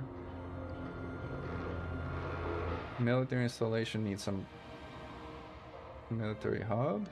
I have that. Don't you got stuff? Oh no, this is fine. What does military hub give? Probably security, I would imagine. Military installation. Yeah, security only. It's not actually that useful. Does government really not give any wealth? Like,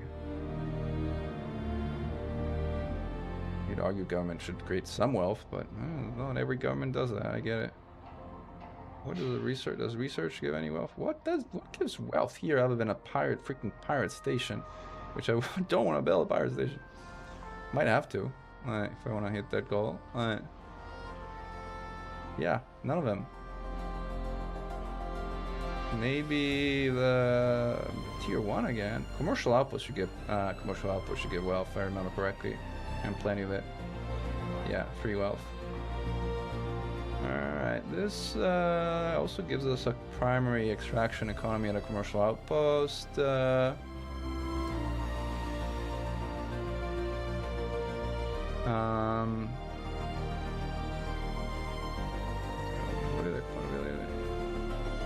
This is good, actually. It's not what I was planning, but it's good. Hey, Demon Diablos, you're looking at the Raven Colonial Colonization Planner for the Anti-Xeno Initiative headquarters system of the so-called Pleiades Zoo. And you're looking at a commander who is racking his brains to come up with an actual architecture plan that makes the most out of the slots and resources that's available. And so this, and I'm trying to get all of these levels to 110 or above, which I just succeeded now in doing, while also accomplishing other goals of like having large pads that allow for industrial production both in space and on the ground, like over down here. And I think this is it. I think this is hit save. Now the one thing I need to check is the production order, because I think there's some things that are out of sequence. Like this thing needs to go kind of down here at the end, sort of. Oops, did I? There's a bunch of things that actually are already out of sequence. This should go there. This is out of sequence, but it's fine. Right?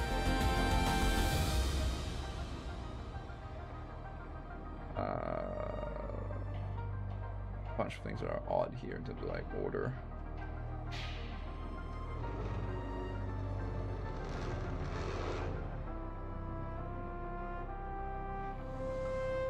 Why does this say that? Oh, Frank Ascension. Oh, because they changed the order. Okay, so this is gonna get messy because I have demolished something and kind of relocated it. So the map is not gonna check out. That's okay, so long as we know what we're doing here.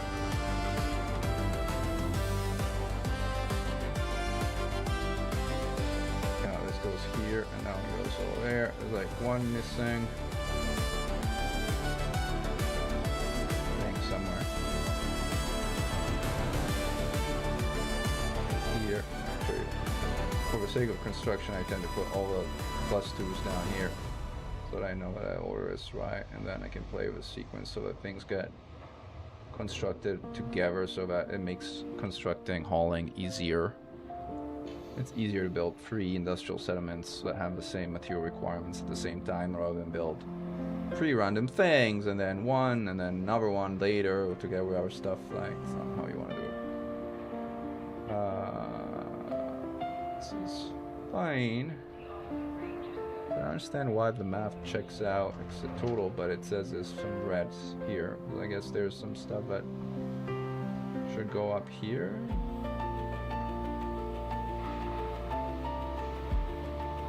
Thing is, again, I kind of converted one thing, so the map is not checking out properly in terms of the sequence of events,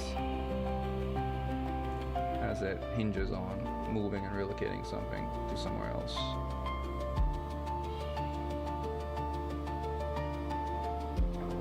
Alright, okay for now. So long as the total plan works, like the construction order, we should manage to kind of figure it out. But this is good.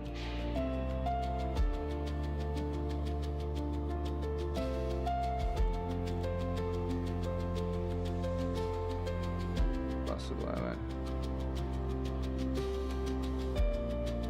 Yeah. Let's reorder again. Oh, this says it's built, that's why. I'm like, the count is wrong. The count is wrong because Phoenix Ascension, which we would be relocating, it's not built. It would have to be rebuilt. So this one goes back to planning, and this goes to actually a number that makes sense. Okay, cool. Now it checks out. Now it checks out. Oh, Daddy G88. I'm glad it was. I'm glad it worked. Well, after we got used to it, but it was a great experience. Prefer to my chieftain. Oh, that's cool. That's awesome. That's really great to hear. I mean, Chieftain is a great build, but, you know, for one, the Chieftain without engineering, doesn't really work well. Unlike the Corsair, which kind of works okay. And honestly, the Corsair with the gimbal tracking guns is just so much easier to use. Like, this whole discussion around meta, like, in the community, and, like, sure, if you're hitting hard, like if you're doing what we were doing earlier with the Xeno Strike Force on this stream, the mod shot version of a Corsair is a lot better, there's no question. However, for beginners and people who are not experienced with fixed weapons and the like, having something that just tracks automatically is like so much better, so much easier. It makes them honestly have more fun. It makes them more useful. Like, honestly, I am a lot happier to have people with easy mode Corsairs in instances, because at least they're doing some damage to their hearts. Unlike before, that we're just shooting and missing and panic shooting everything. So even experienced players should be happy that the easy mode Corsair build exists, because it should make their life easier. And yeah, and they feel like they're actually doing damage. They feel like they actually, you know, instead of just hitting and missing, hitting and missing, hitting and then just getting shot in the face and running away without kind of having accomplished anything, it actually makes them feel like they're contributing to a wing, and that's always a good thing. So yeah. So anyway, we kind of tweaked this build, but all in all, I think it's pretty good.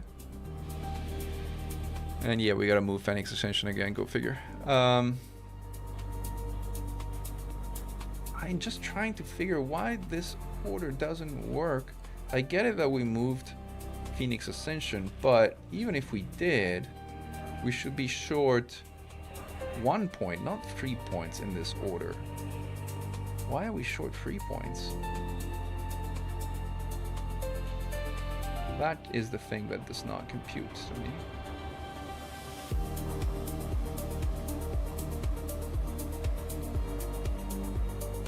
That is the thing that does not compute.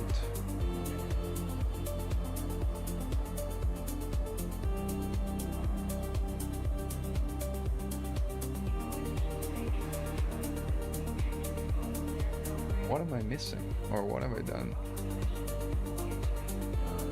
I don't know. It looks right. What do you think the upcoming feature is? I think it's Exobiology 2.0. Like, most people think it's Exobiology 2.0. What exactly Exobiology 2.0 will include, you know, larger plants and maybe even the ability to start some kind of farms at your settlements. Who knows, right? Or fishing based on the icons and mushroom, like picking. We don't know. But I mean, the consensus in the community right now is that the feature is Exobiology 2.0. Exactly what it is, I don't think anybody knows with any degree of certainty. There's just broad speculation. On foot Fargoids, nah. That was something that was worked on a while back, quite extensively, I will say, but it was eventually abandoned in development. So, there's no signals whatsoever that what's coming has anything to do with Fargoids, not even remotely. So, I don't think that's happening. No. Much as I would like it, I don't think it's happening. Let's see if this tick has finally propagated to this system or not. I'm gonna relog to menu and see if it has.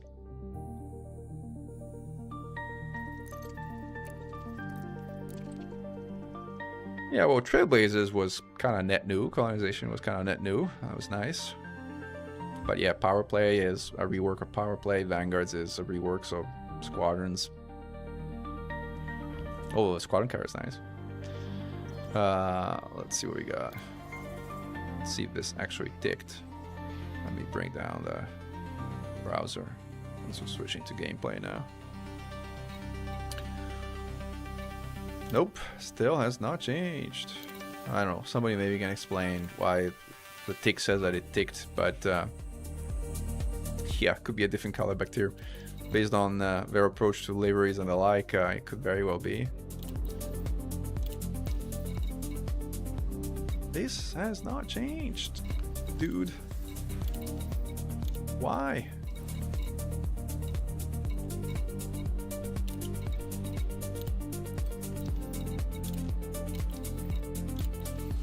On the flip side, talking about, you know, reskins and color things, I think they added a bunch of like Halloween themed like liveries, which I actually don't think are particularly enticing.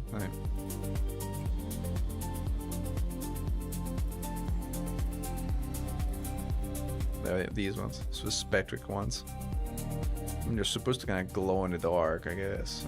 Should be a misty ones, but they're kind of low resolution, like low effort skins, like, but we're just scribble on. I don't know. Maybe you like them. If you like them, good for you. I really don't like these at all. Like, they just feel so low effort. Like,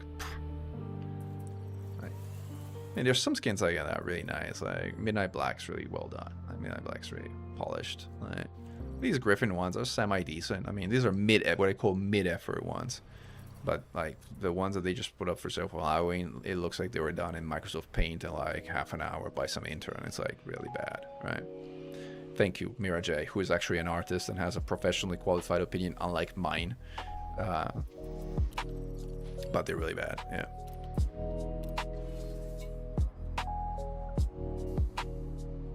Yeah, no, the squad carrier is good. And it has some specific purposes. Like we used it as taxis for a major event we did out in California for like people, and it was, I think, well received. It can carry pretty much like more than twice like what a regular carrier can carry. Like, so, like, you know, 60,000 tons of stuff is pretty freaking good. Oh wait, why do we have still 60,000 tons? What do we have here? We have still 19,000 tons of steel? Like, I thought we had unloaded these, but apparently we haven't. It reminds me I should probably take this off the market if we're gonna use them for something later. Okay. See, good that you check for random things. And like, you're like, oh, that's not how it should be. Actually, I need to check on our squadron balance, because like we spend a ton of money on colonizing stuff. Still have a good 22 billion in the bank, so we're good. We're good. We're good. Plus, we got plenty of money in our own pocket, so it's not like it's an issue.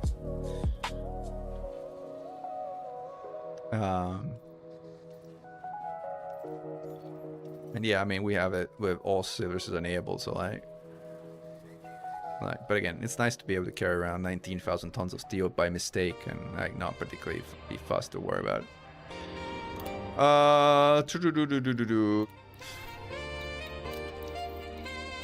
Yeah, no, these guys, like, this tick is not ticking. I gotta ask Sarian, like, why, because like he's the BGS guy who knows like everything BGS related. Like,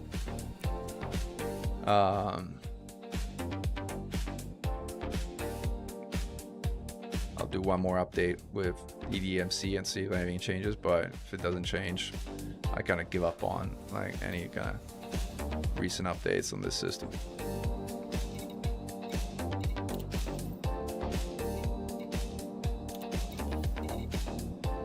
Oh, still the same.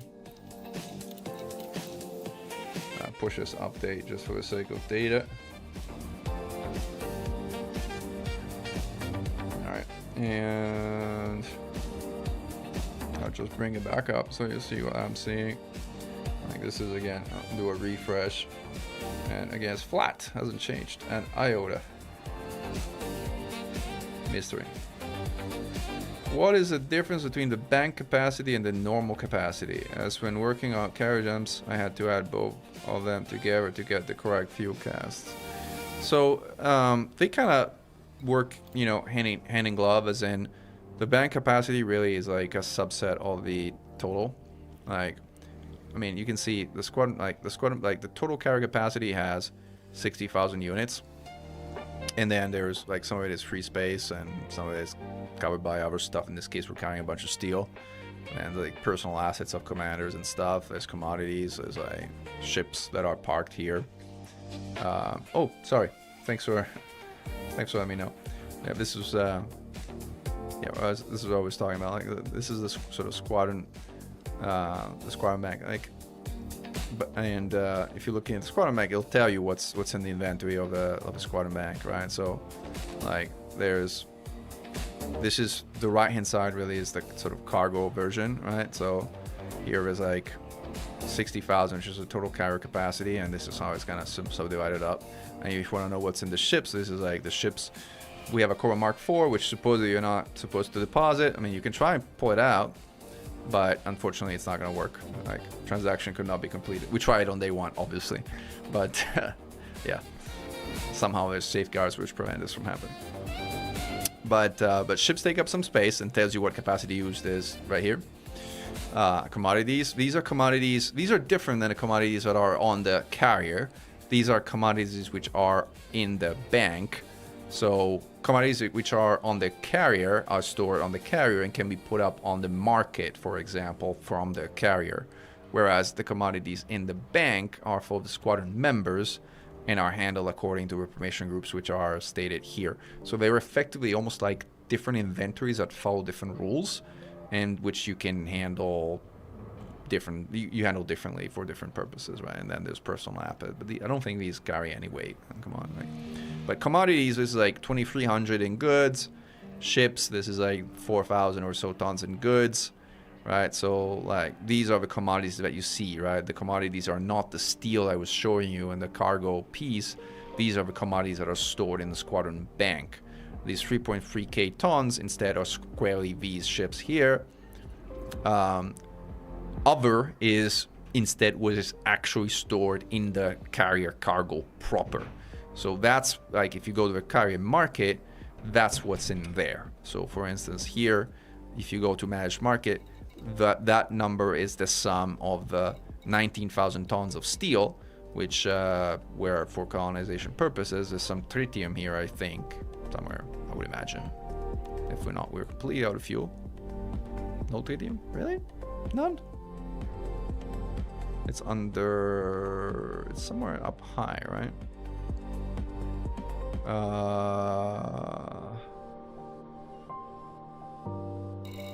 Zero tritium. We're completely out of fuel. So if you're part of a Xeno Strike Force and squadron and you're seeing the stream, somebody please drop some fuel onto the squadron carrier because we're out of gas. Yeah, but anyway, that other thing is the commodity, and I think we might have an order, and like buy orders also count because buy orders reserve capacity. So if you put in a buy order for tritium, like that quantity actually gets reserved in the squadron capacity as well. So that's it. That's how it works. I know it was a long answer, sorry, but yeah.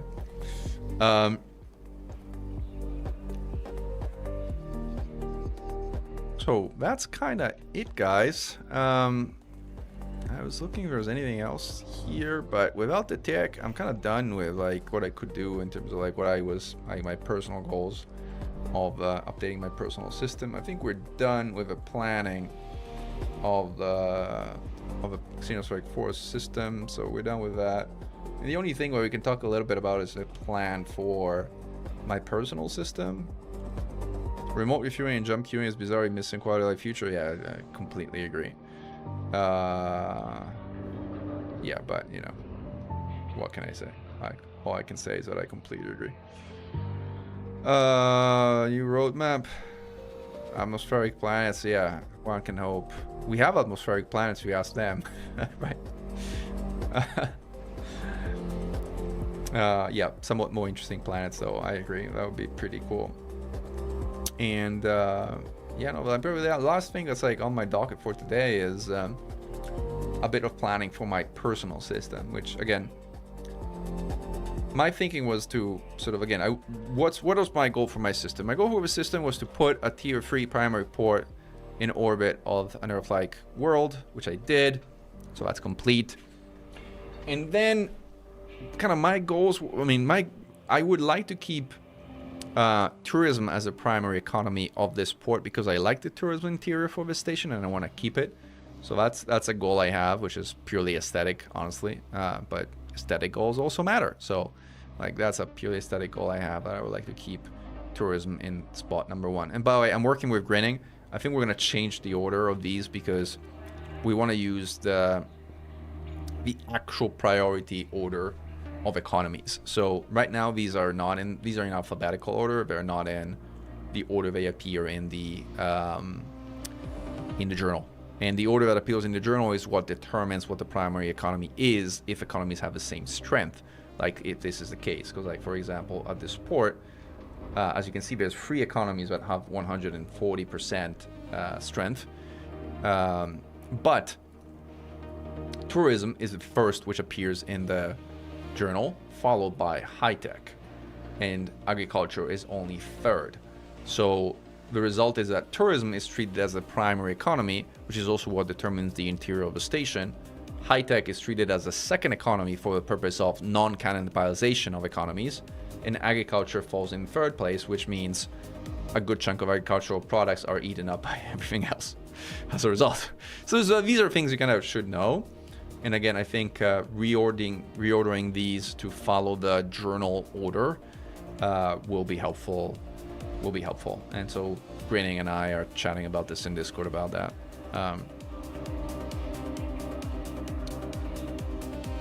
Calorie interiors might come, who knows?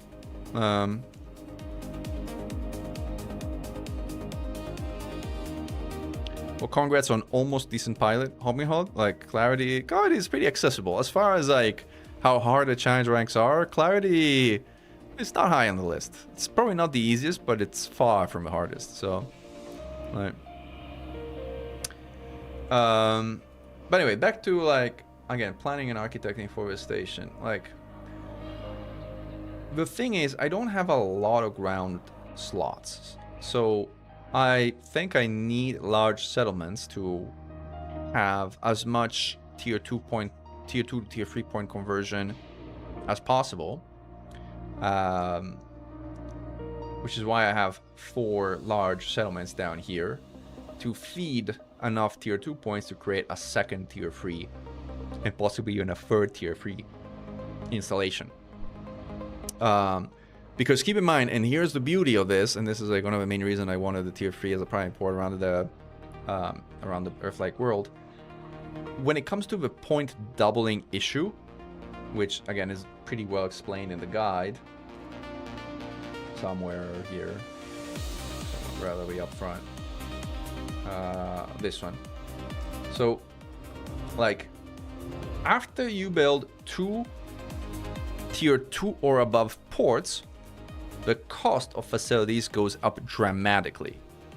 So when it comes to tier 3, the first 2 tier 3 ports cost only 6 points, the 3rd one costs 12, the 4th one costs 18, and the 5th one that we're building now in the Xeno Strike Force headquarters system is gonna cost a whopping 24 tier 3 points.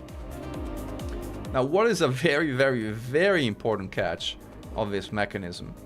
The very, very, very important catch of this mechanism is that the primary port does not count towards that limit.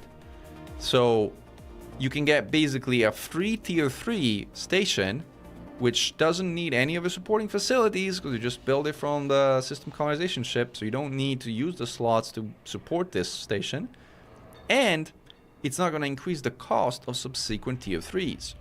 So with this one in here, you can still build 2 tier 3 stations, which are going to cost 6 points each, even if the system is so tiny, which normally would never allow you to build 2 tier 3 stations because there would just not be enough supporting facilities to build all of them, to build all the points up that would be necessary to support 2 of them on a regular basis, let alone 3. So that's cool, I find, and something to consider.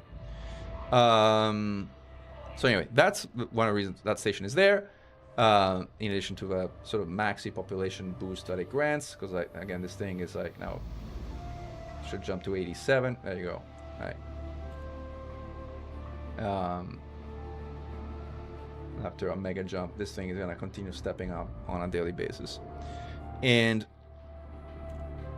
but that doesn't do much. It's just bragging rights and the production value of the local facility, which doesn't very much.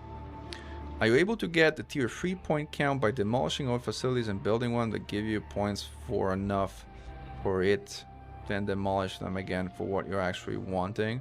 Sort of like falsely building up enough tier 3 station and then do a system war.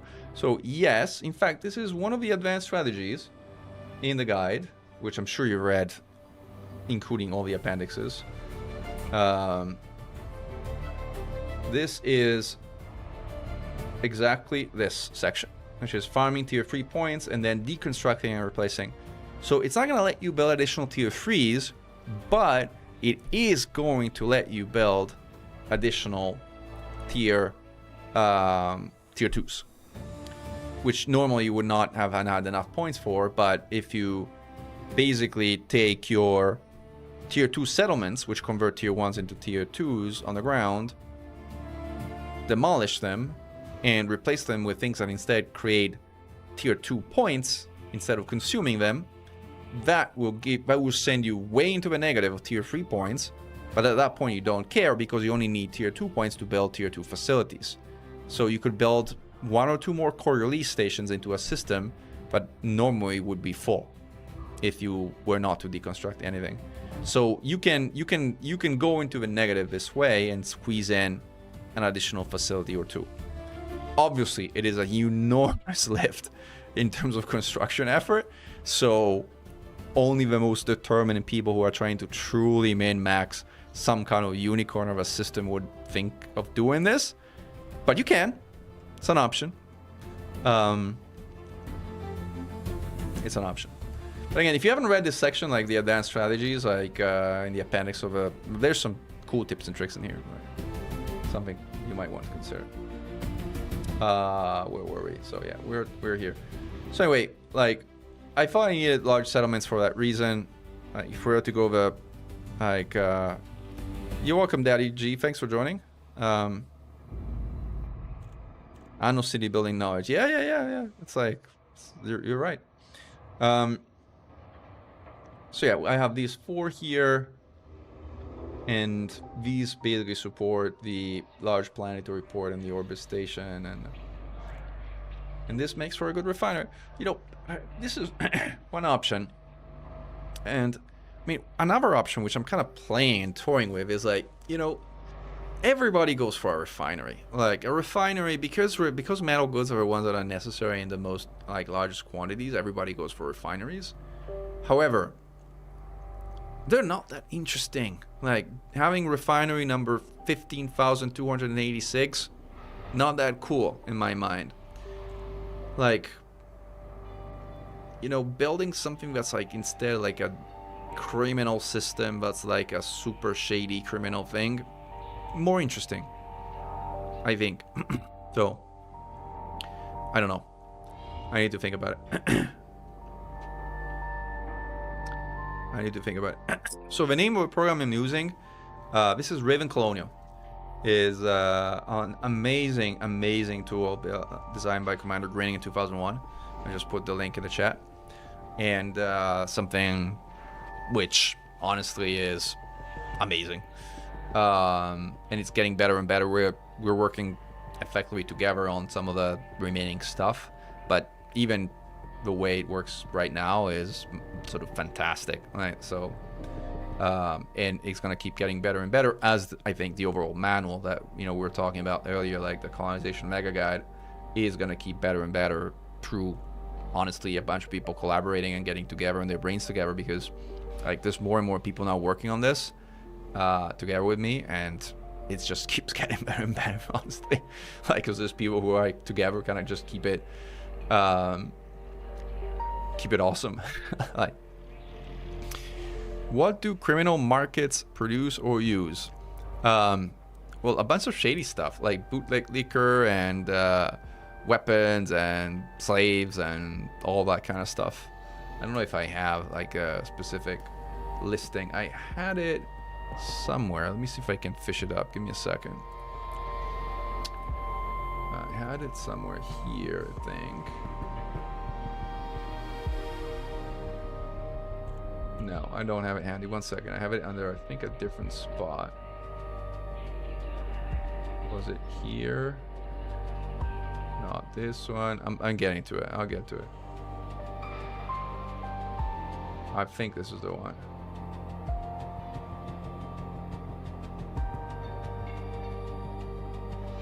See if I can fish it out here now.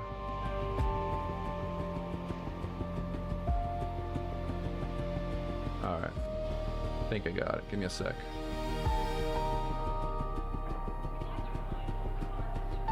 And here it is. This is it. So, as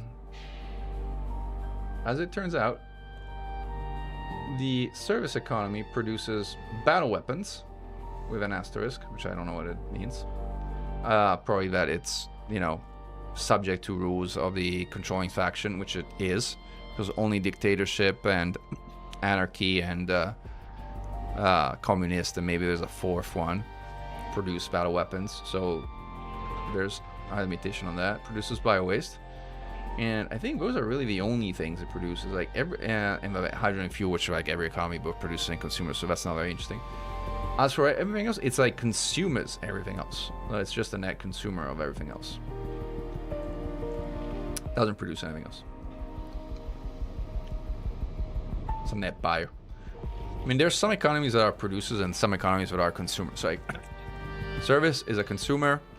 Colony is the ultimate consumer, which you can really no longer have, honestly, in the recent Trailblazers. Terraforming is another net humongous consumer, which doesn't really make anything. I actually don't think it makes anything. I'm looking if there's NEP here. Bio-waste, yeah, fine, whatever. Produces bio-waste, but it doesn't really do anything. Tourism is the same. I don't think tourism produces anything. It just consumes. Yeah. Same, only produces bio-waste. So, so terraforming, tourism, service, these are sort of, and colony, but which again doesn't apply anymore, are the three big consumption economies of a game. Whereas in military, is my military too? Military produces some stuff. Yeah, military produces weapons, right? So military at least has a category which is kind of dedicated to what military makes. But yeah, I mean, military is a bit of a special case. As I mentioned, like high-tech, industrial are the two production powerhouses of the world together with economy. Extraction is an oddball because extraction kind of like... Thank you for a follow. Is aid what? Am I pronouncing it correctly? Anyway, so extraction is a bit weird because again, it's like really produces stuff that kind of like, you know, is made is made for refineries more than anything else. But like, yeah, sure, put extraction in there if you want. Thank you, First Reser, for a follow too. But the big producers in terms of economies are agriculture, high-tech, and industrial, and to a degree refinery. But refinery and military both produce and consume, so we're kind of somewhere in between. And then the big consumers are service, terraforming, and if like not for our economies, but for one that exists in the market, colonies, they have a big consumer. So that's broadly how it works.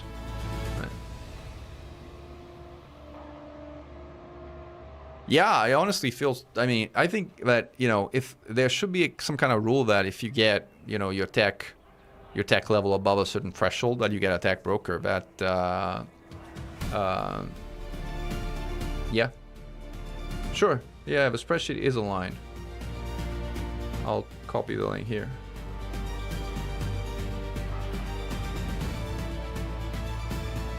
I can paste it.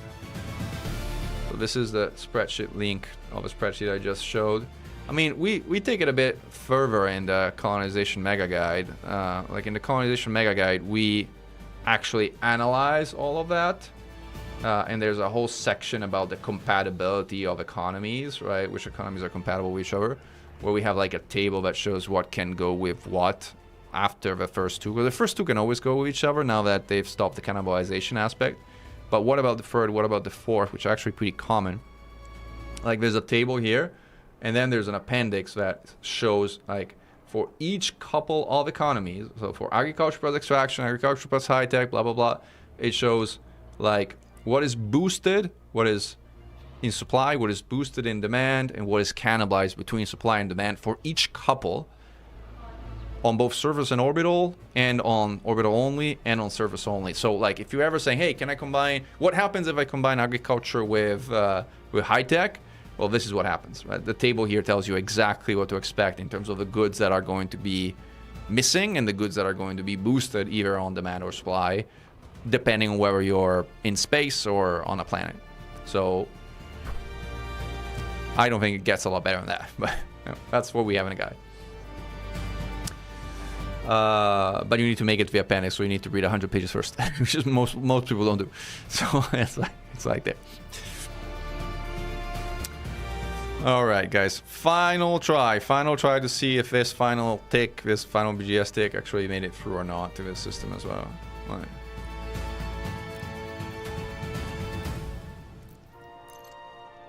Take that mega guy down. Leave a spinning Mandy.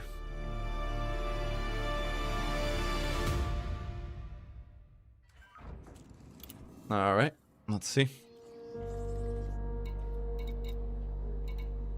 Nope. The influence hasn't changed. Still the same as it was. Tick hasn't gone through. Mirandale. Yeah, that should be your ship. Should be the name of your Mandalay. Mirandale. All right, folks. That's it for today. Covered a lot of ground. Blasted some Thargoids with first plasma, then shards. Talked about colonization. Architected Wave 5 of a Xeno Strike Force system. Played around with my own personal system. Updated some stuff of a guide. Showed you around some of the mysteries of colonization. And all in all, had a hopefully good time. Hope you enjoyed. Thank you for joining me. And glory to mankind. Corona Meccan, over and out.